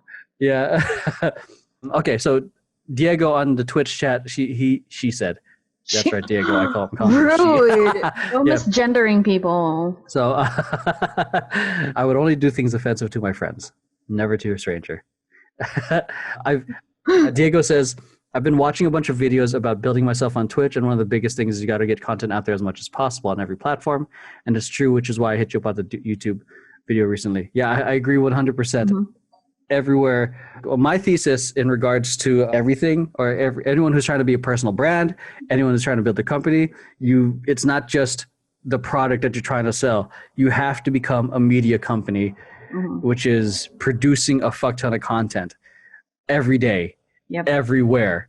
Either And then, do it yourself or yeah, and then like, which is why like I did the podcasts for Temper Tantrum. That way, we're literally like Temper Visible. Tantrums. YouTube is set for February until February because of that type of content, which is like the very much of our content model is the primary pillar content, then it leads to the micro content.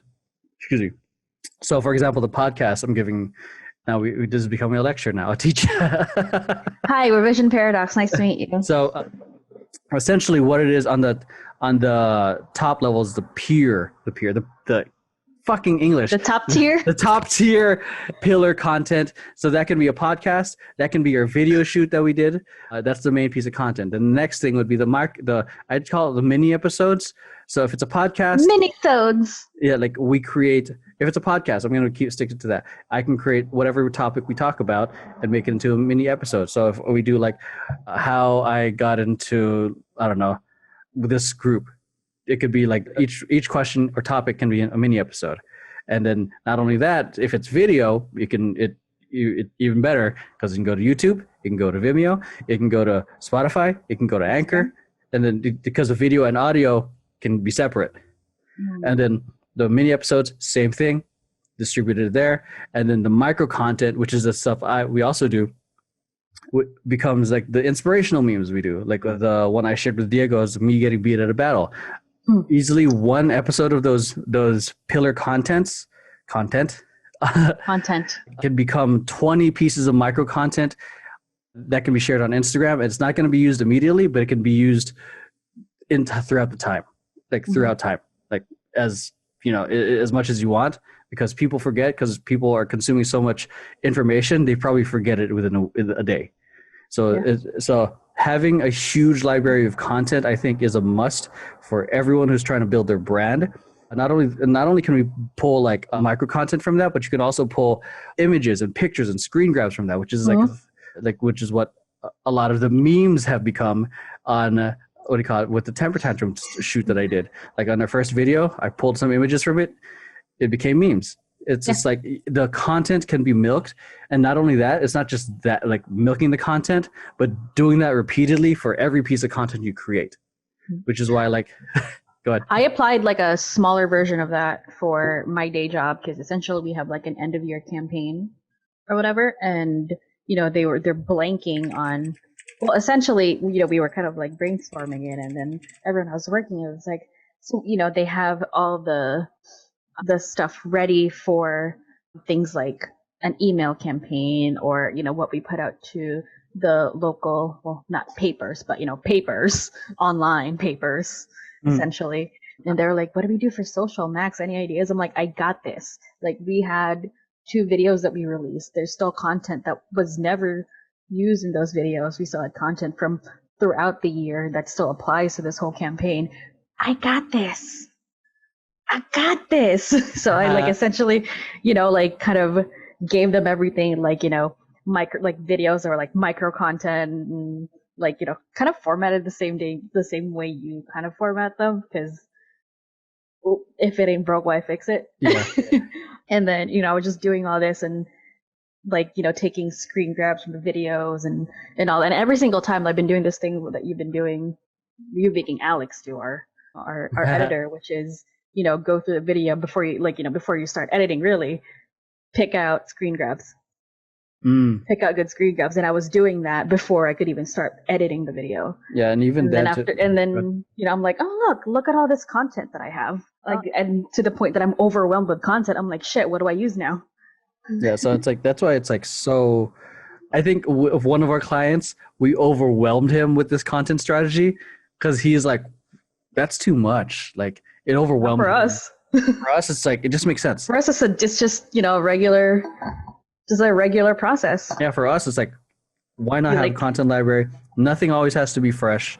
Mhm. Like it's good to have new content, yes, but it's also Always, good to have yeah. like things in the back burner to continue being consistent and being seen, because ultimately marketing is having like the first step in marketing is getting their attention and being top of mind. So how you do that is being consistent on social media, and the second thing is having really, really good content, which is why like the thing we say a lot in Vision Paradox is the creative is the variable. Like if it doesn't matter if you create the content, if it does not capture the attention within the first 5 minutes, not 5 minutes, that's being generous. 5 seconds. Then you lose, because we live in an attention economy now. That's a huge part of the game. So that's why people have clickbait titles. That's why people have Clickbait thumbnails. That's why people have clickbaity meme formats. That's why people do memes to do their marketing. That's why Instagram models are trying, like, and all these people are trying to show ass because it's like sex sells. So it's all about capturing the attention first. Then, like, if you keep it and if it's good enough, people will continue consuming your content. But the thing is, like, who knows what's going to work? Sometimes it's an image, sometimes it's a video, sometimes it's an inspirational speech, sometimes it's a meme. So it's like that's why it kind of bugs me when clients say like, we need to keep in mind the feed, and I'm like, and I get that some people approach it, like some artists approach their feed like a portfolio or an art gallery and all that stuff. But for me, like, my approach is like, and I have a look and in terms of consistency with my feed as well. But the thing is, it's like if you are too attached to trying to make it look a certain way, then you become your own bottleneck to marketing yourself. Because obviously you can't chase perfection, but like people who try to be perfectionists, it's just really just another way of just delaying and procrastinating. Yeah, there's a couple like creators on Instagram that I've seen that like this person's a drag queen, and they would post literally like the 3 in a row of like the same shoot, same outfit, all that, and then somehow like they were like it's very limiting, like there's a lot of things that I want to share, but it doesn't go with the look. And then they were like, fuck it, I'll post whatever I want, and it's been like freeing, and they've been able to basically, and essentially gave them the freedom to, let's say they were given PR, or they had a brand deal, and it's like, hey, you have to post for us, and it's like they don't have to think about, oh shit, how will I work this in with this aesthetic. It's like, no, fuck it, I'll just post, I'll do the post. Just do the post. Yeah, there's a certain freedom. You don't have to think about it. Yeah, I mean, it sucks that that Instagram became this thing where this was the best practice. This is what you do, and it's like, I get it. It's one way to approach it. It's not wrong. It really isn't. It's just one way to approach it. But if it feels limiting, have fun with it. The whole point is to have fun with it. Create content that you'll enjoy, while simultaneously knowing that it's going to work for the audience. Because ultimately, some people create content that's too self-serving, that it just doesn't work. I almost feel like this content is self-serving because it's us, but it's like, it's for fun, so it doesn't really matter. But like for those people who have real, like, who have real business end goals, using those platforms, the first thing you really have to think about is the audience. And you gotta let go about what you want.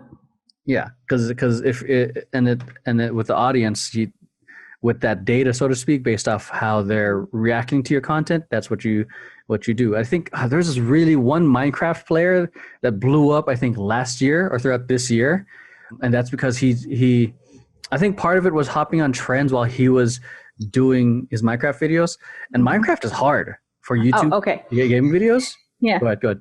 Oh, no, I had so I follow this gamer channel, also a Twitch streamer, Donkey, and he would play all these like super obscure games, like super obscure indie games. Like if you search that game, maybe he'd be one of the 3 that would play it and like post a let's play of it on YouTube. And it's also a comedy let's play, so it's like think Game Grumps, and like sometimes they'll play terrible on purpose. And maybe like a full game review, like a serious game review, but like also funny. And he recently posted a video where it's like there's him and a bunch of other similar channels, and within that little bubble they put out really good numbers. But he goes, yeah, but if you put us next to a real YouTuber like Markiplier, his numbers are over here, way out of frame, and they're over here. Yeah.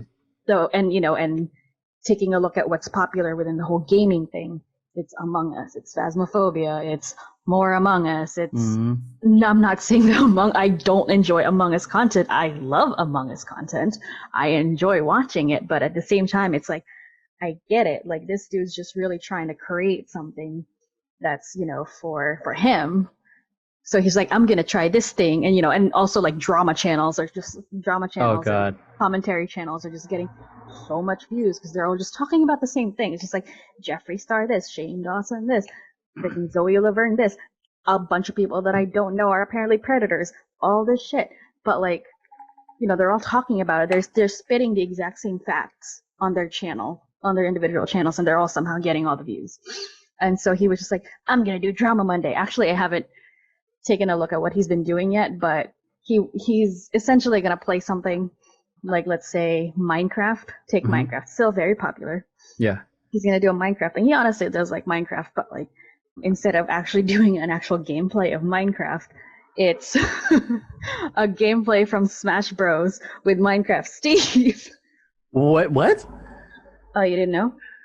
The Minecraft guys are in Smash Brothers. What? Yeah.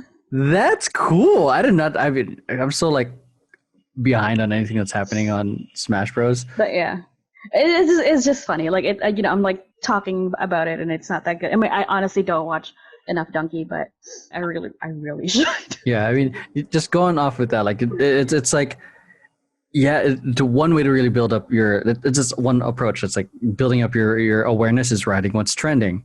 Also, like while writing what's trending, how do you be different? Do it your way. Yeah, it's like what's like be like Donkey. Yeah, like one of the things, like on my YouTube channel, I guess people consider me a YouTube reaction. You're a YouTube K-pop. Yeah. You're a K-pop reaction channel now. I fucking apparently. hate it, dude.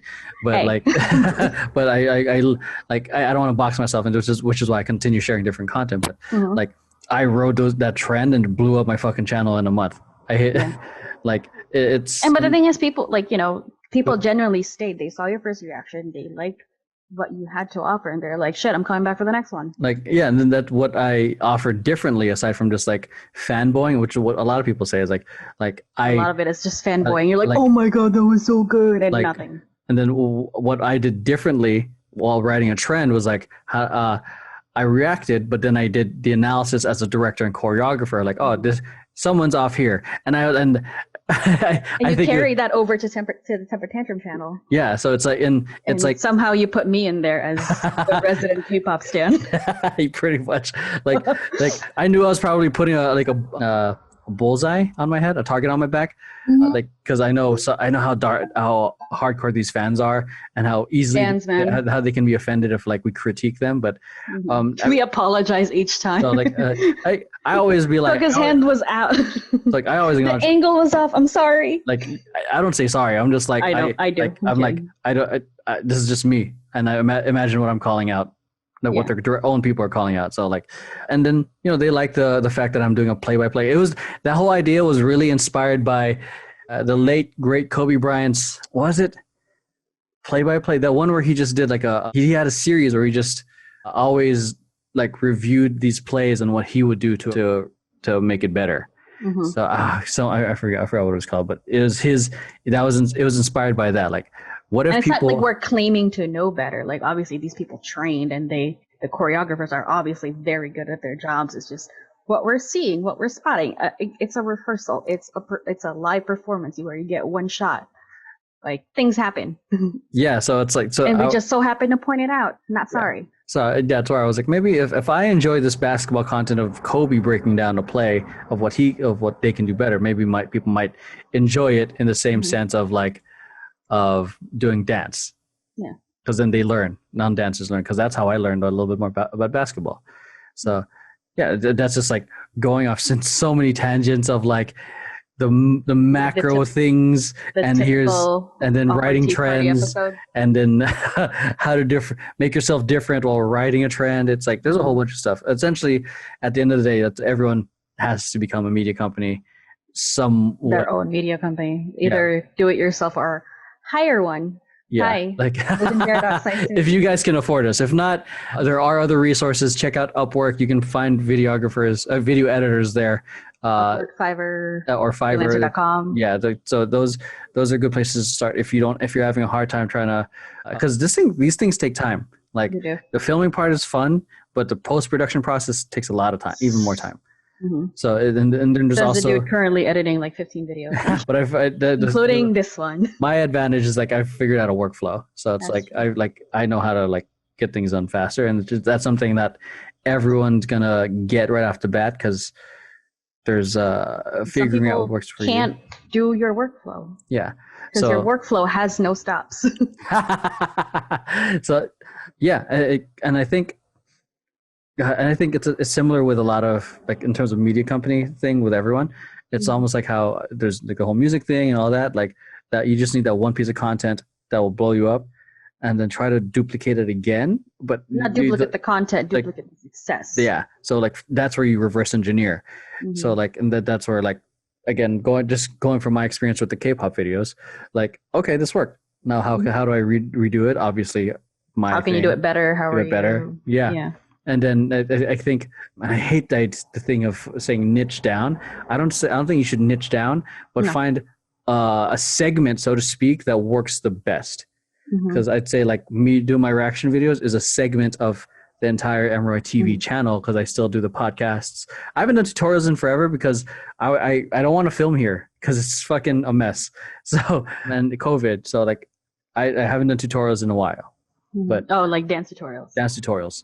So that's why I'm trying to avoid that. And then everything just becomes a segment. Again, my prediction of like what these YouTube channels will become is going to be like regular TV channels, like, but featuring, like, maybe if it's a company, they'll have different things.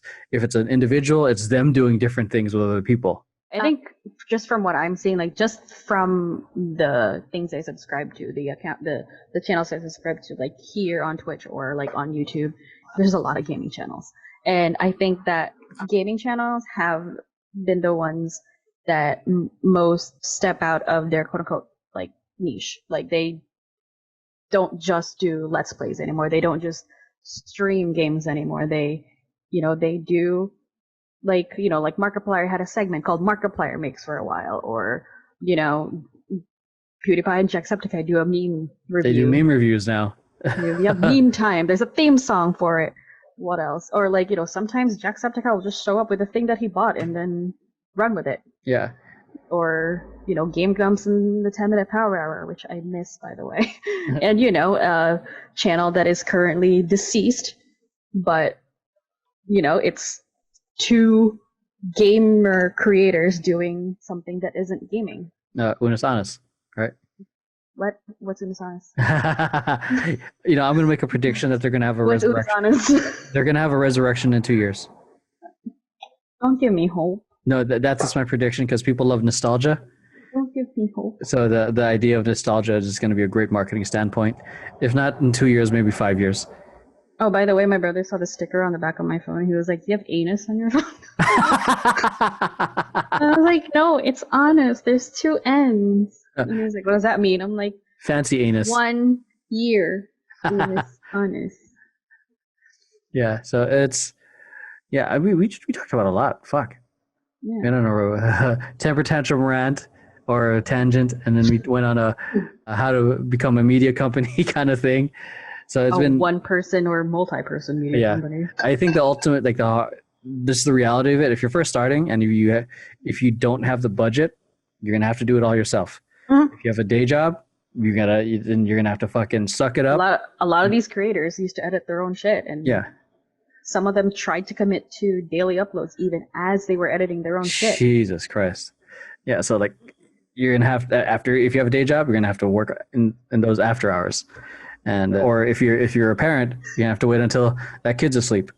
Or kids doing homework or kids at school. Or, yeah, so it's. I mean, if you have a day job, then you can't do that while the kids at school because you're at work. Yeah, then once you can afford it, that's and even with a small budget, I'd say if you have an extra $50 a month, maybe even better if it's 100, you can probably afford a video editor from another world, from another country. Because the currency conversion and I get that there are editors here looking for work, but also it's like, I mean, if you can afford it too. If you can afford them, pay them.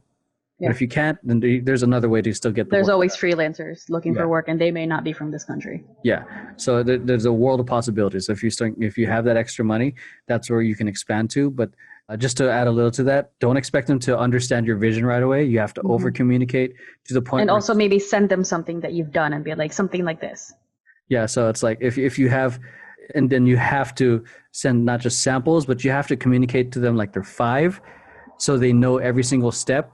Because the biggest mistake that I've learned and I've seen other people do is that you assume that they're going to get it. They're not, because they're going to interpret your idea, your vision very differently. That's why super clear communication, examples are going to be key. And then eventually you start building your team like bit by bit. You you I don't know if you need a graphic designer. What you did? Get a graphic designer. That's what you did. That's what I do. Oh wait, Diego. Yeah, that's kind of where I'm at right now, editing my own stuff for now. Yeah. Yeah, that's what Diego's is at. I think doing. And we're talking on like he has a group chat on Instagram, and I really like what he's doing right now, trying to improve and change up like different approaches in what he's going to do for his Twitch, building his YouTube. I honestly think he should be putting up his stuff on TikTok, because video games are also of the younger demographic, and especially since you're playing Fortnite, that should be on there as well. I think Fortnite and even LinkedIn, because gaming is a profession, those are the best organic places to market right now. Instagram, TikTok, and Facebook are the pay-to-play arenas now. You need to have, because they have algorithms and all that stuff. Yes, the algorithm works if you have high engagement and all that stuff. But if you really want some really good engagement, it's got to be paid. Yeah, paid on those platforms. Yes, Instagram and Facebook. Yeah, YouTube, you better be trending. You better do. It's about SEO. Look out with a collab. Yeah, collaborations. I'd say right now, if TikTok and try to get a collab with Markiplier. So like, especially with TikTok, post 3 times a day. I think it'll be good. I mean I haven't been doing it, but like, when I started posting consistently on what do you call it? On Temper Tantrums TikTok. Yeah, 12-year-olds don't know shit. You know that. Ignore them. So yeah, so Diego on the Twitch chat, he said, I do have TikTok. A bunch of tellers tell me I suck. Yeah, people are gonna say that. They're always gonna say that. They're always gonna keep saying that. And I you need someone to fight them for you. I'll do it. Well, I think I saw some of Diego's comments. He trolls right back, but ultimately, you just that just means you're on the right track. Because if you're getting enough attention for some hate, that means you're also getting attention from other people who appreciate your work. Remember to thank them for the engagement when you blow up. Yeah, shout out to my haters. When I get hate or people who are angry at me for stopping so much or calling out their favorite artists, I'm like, thanks for the view. Thanks for the view. Thanks for the engagement. Yeah, because it's. I mean, no matter what, people are going to be hating it, but like I think TikTok is definitely the way to go. It is, despite if there's that many people, if 1 or 2 people think you suck, there's probably more people who probably appreciate your work, because the people who are good, the people who have it well, are often the quiet ones. The ones that are the loudest are the ones that actually suck. Yes, it's the ones that are also like, it's the 1%, very small group of people that are often loud. And then when there's like the rest of the 99% of people that are actually appreciative of your work, same thing with my content. A lot of people are good, but then I see the one comment of a little shit that I want to clap back at. But then, it's easy for us because as humans, we gravitate to the negative shit. I don't know what, it's in our nature.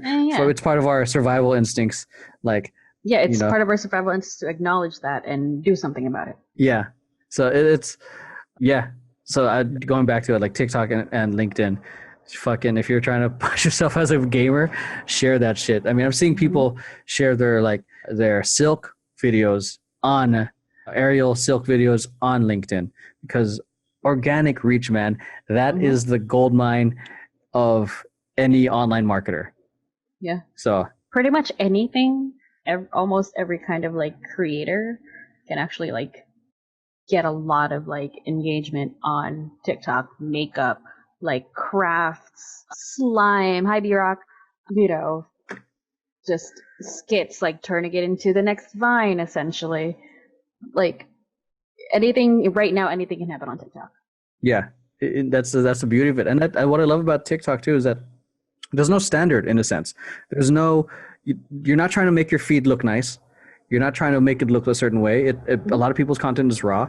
You can do it, film it, and I think I view it as you a can mini. film and edit or whatever, or you can just use the app. Yeah, I view it as like almost like a miniature YouTube, because essentially it's its own community. People are trying to flex on it, like, and people of all ages. Like I know a lot of Gen Z is on it, but a lot of like Gen Xers and Boomers are on it too, and the cool Boomers at least. So. So the ones we fuck with. Yeah, so it's because it just makes sense. Like, it's fun, it's different. There's no pressure. I guess it depends on who, but there's no pressure to try to be something or look a certain way. It's like you can create and put out anything you want right now until a standard is set. Right now, I don't think it's. I think it's a gold rush. It's the Wild West of what do you call it, of everything. There's no feed, there's no rules, there's no nothing. There's a ton of creators on there that were very reluctant to be on there because they knew they had to be there to first of all keep the audience that they already have, that might just migrate from one app to another and just ignore another app, and they can't just be on the one app because then they lose an audience if they start migrating. Yeah. Like there's a lot of creators that are on there reluctantly at first, and now they're like, oh shit, this is kind of fun. Yeah, and even though, and the beauty of being on multiple platforms is, say Twitch goes out of business, or Twitch becomes a Mixer and goes out of business, and it gets bought out by Facebook. It gets bought out by Facebook or Microsoft or whatever. No. So if that happens, don't do it, Twitch. Please don't. If that happens, being on other platforms means you can migrate them over. Like Dr. Disrespect, he was being randomly banned on Twitch. Yeah. Reason I don't know if it's been revealed yet, but he set up a YouTube, fucking doing better there. So it's like, that's why the different platforms matter. I think it's a lot, and I think it's continuing to expand. But I also think that eventually, either we come up with a really unique social media idea that's just not a copycat version, which is essentially what Instagram and Facebook are doing, or it just falls apart. So I hopped on 2 other social media platforms that are kind of the alt tech, quote unquote. I hopped on MeWe, I hopped on Parler just to see it, and to promote the Kickstarter. Oh, you mean alt-right book? Yeah, so it's interesting. Yeah, oh my god. KKK Twitter. The very right-wing heavy content I see on Parler is wow. But I'm like, you can see whatever the fuck you want. Here's my Kickstarter. Watch it. Support it, because you got money too. So look at my shit. But I think David Dobrik is coming up with his own social platform, David's Disposables. They actually hired some programmers to start doing it. The idea of it, I think, is very much of, how I talked about it, the posts of like one post a day or something like that. Like, I think for this one, his idea is like you take a photo, but your post doesn't go live because it's still developing and you have to wait for 24 hours. So it's a unique take on social media, but because it's also because there's so much information being thrown at us, so much like a feed and all that. So if it's anyone who I think will make the next big social platform is another social star, but who knows?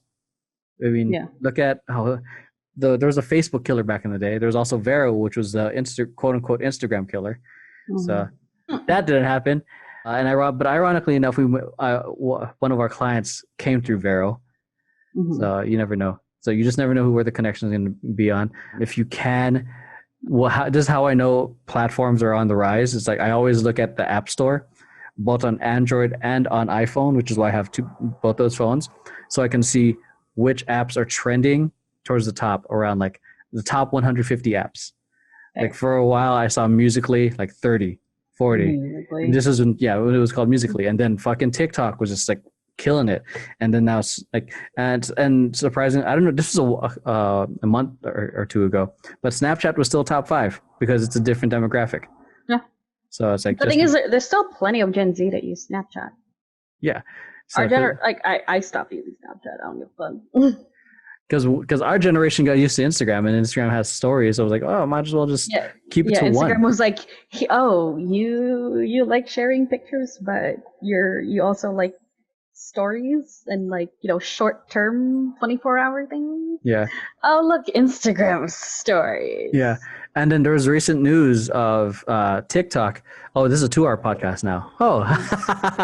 So there was recent news of TikTok becoming a 3-minute platform, pushing for 3 minutes, because I just think it makes sense. I think people are pushing back on the idea because like, oh, I came here for the short content.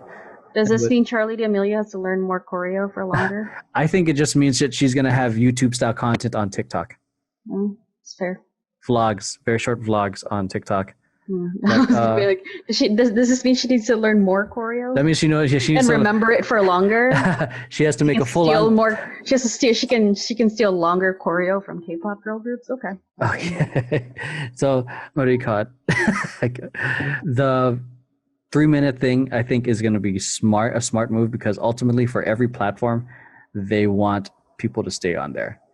So, but it's funny, like how some people are like I don't want a 3-minute video. I want to watch an hour was worth of 1 minute, 15-second videos.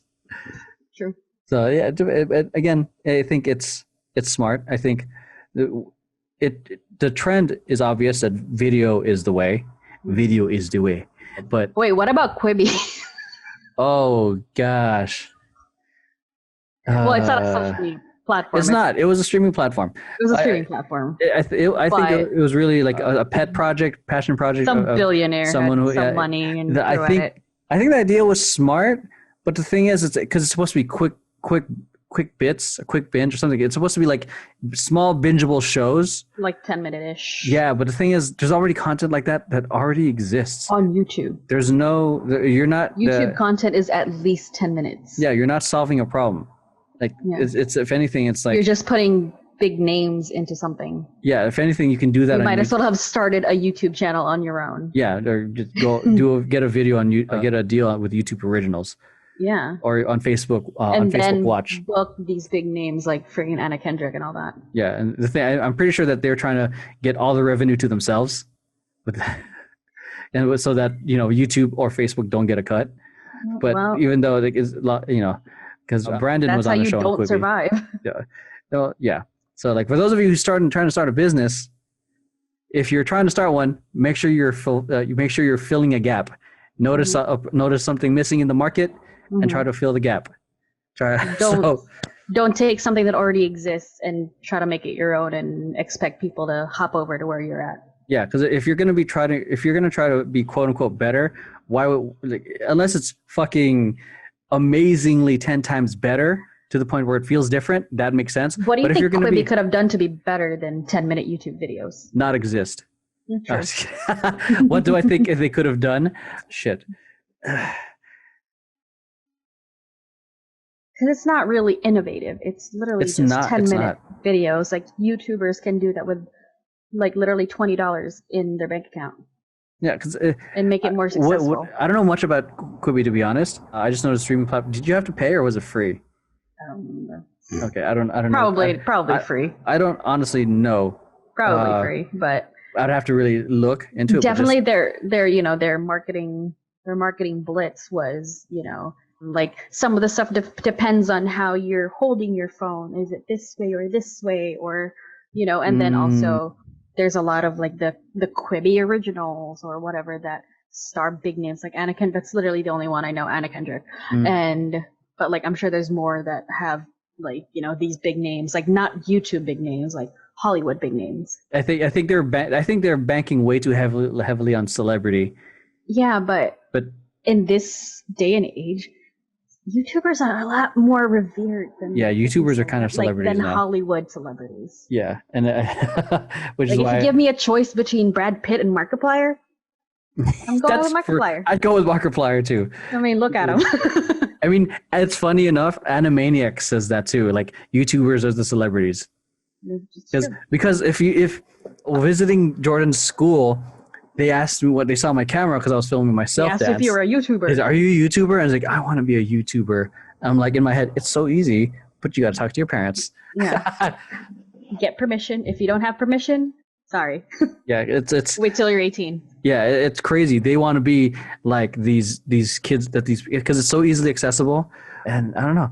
Well, at the start of like this whole YouTube boom, it's everyone essentially was just like, oh shit, this looks like something I can do, because like everybody was using the exact same grainy ass camera or whatever, either their own grainy ass webcams like the little handy cams or the fucking Motorola Razr cameras. Yeah, and or first gen iPhone cameras. And a lot of the stuff that they're putting out there is very, in a sense, relatable content. Oh, makeup tutorial, I can learn from this person.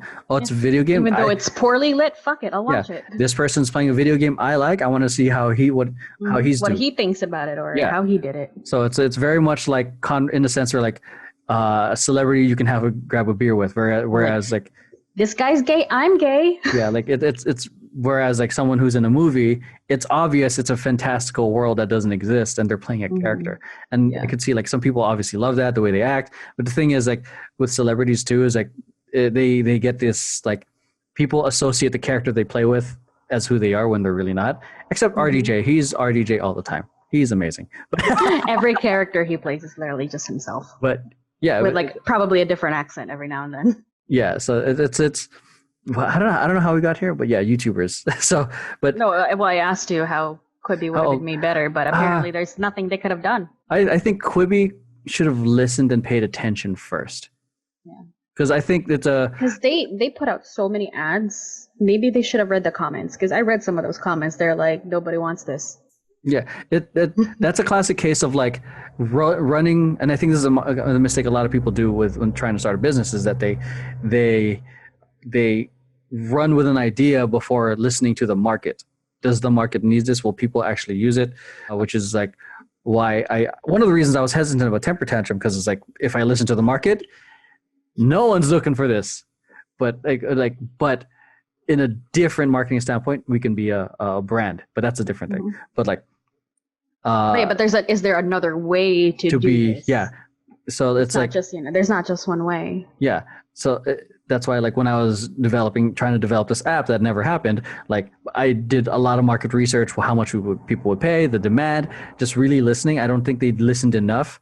If anything, they're trying to follow the OTT trend or streaming services, trying to like hop on that. It's very much like how a lot of people, once cannabis became legal, a lot of people fucking starting up cannabis shops now, trying to hop on that boom, and it's projected to blow up within the next decade. So like more states are legalizing it. They're now with, after the election results. Yeah. And then they're pushing to do it at a federal level. Yeah. And in my head, I'm like, so this is where I was just tempted. I'm like, should I partner up with someone who can run a weed shop? I'm like, in my head, it always comes back. You know a lot of people that can. Yeah, I know. But in my head, it's like, but will that make me happy? Like, will make me happy.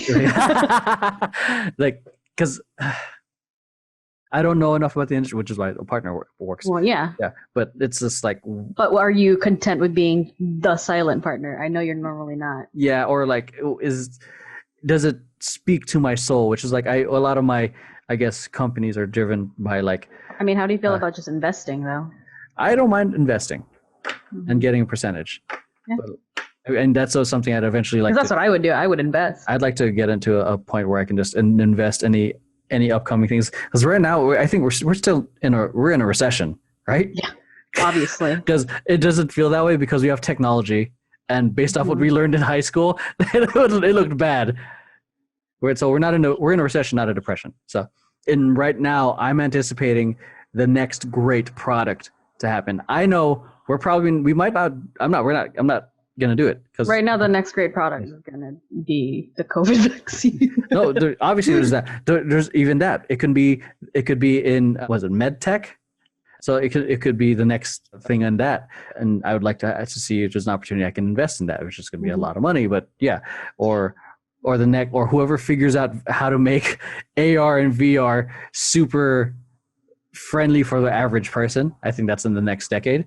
But, we were talking about that. Yeah, so it's kind of a little bit before we started. But I it's in the middle of a recession where I think the really big things happen. Mm-hmm. So like we're the next Ubers or next Facebooks. I think I'm just kind of like keeping a lookout for that. So it's so that way I'll make millions. Oh my God.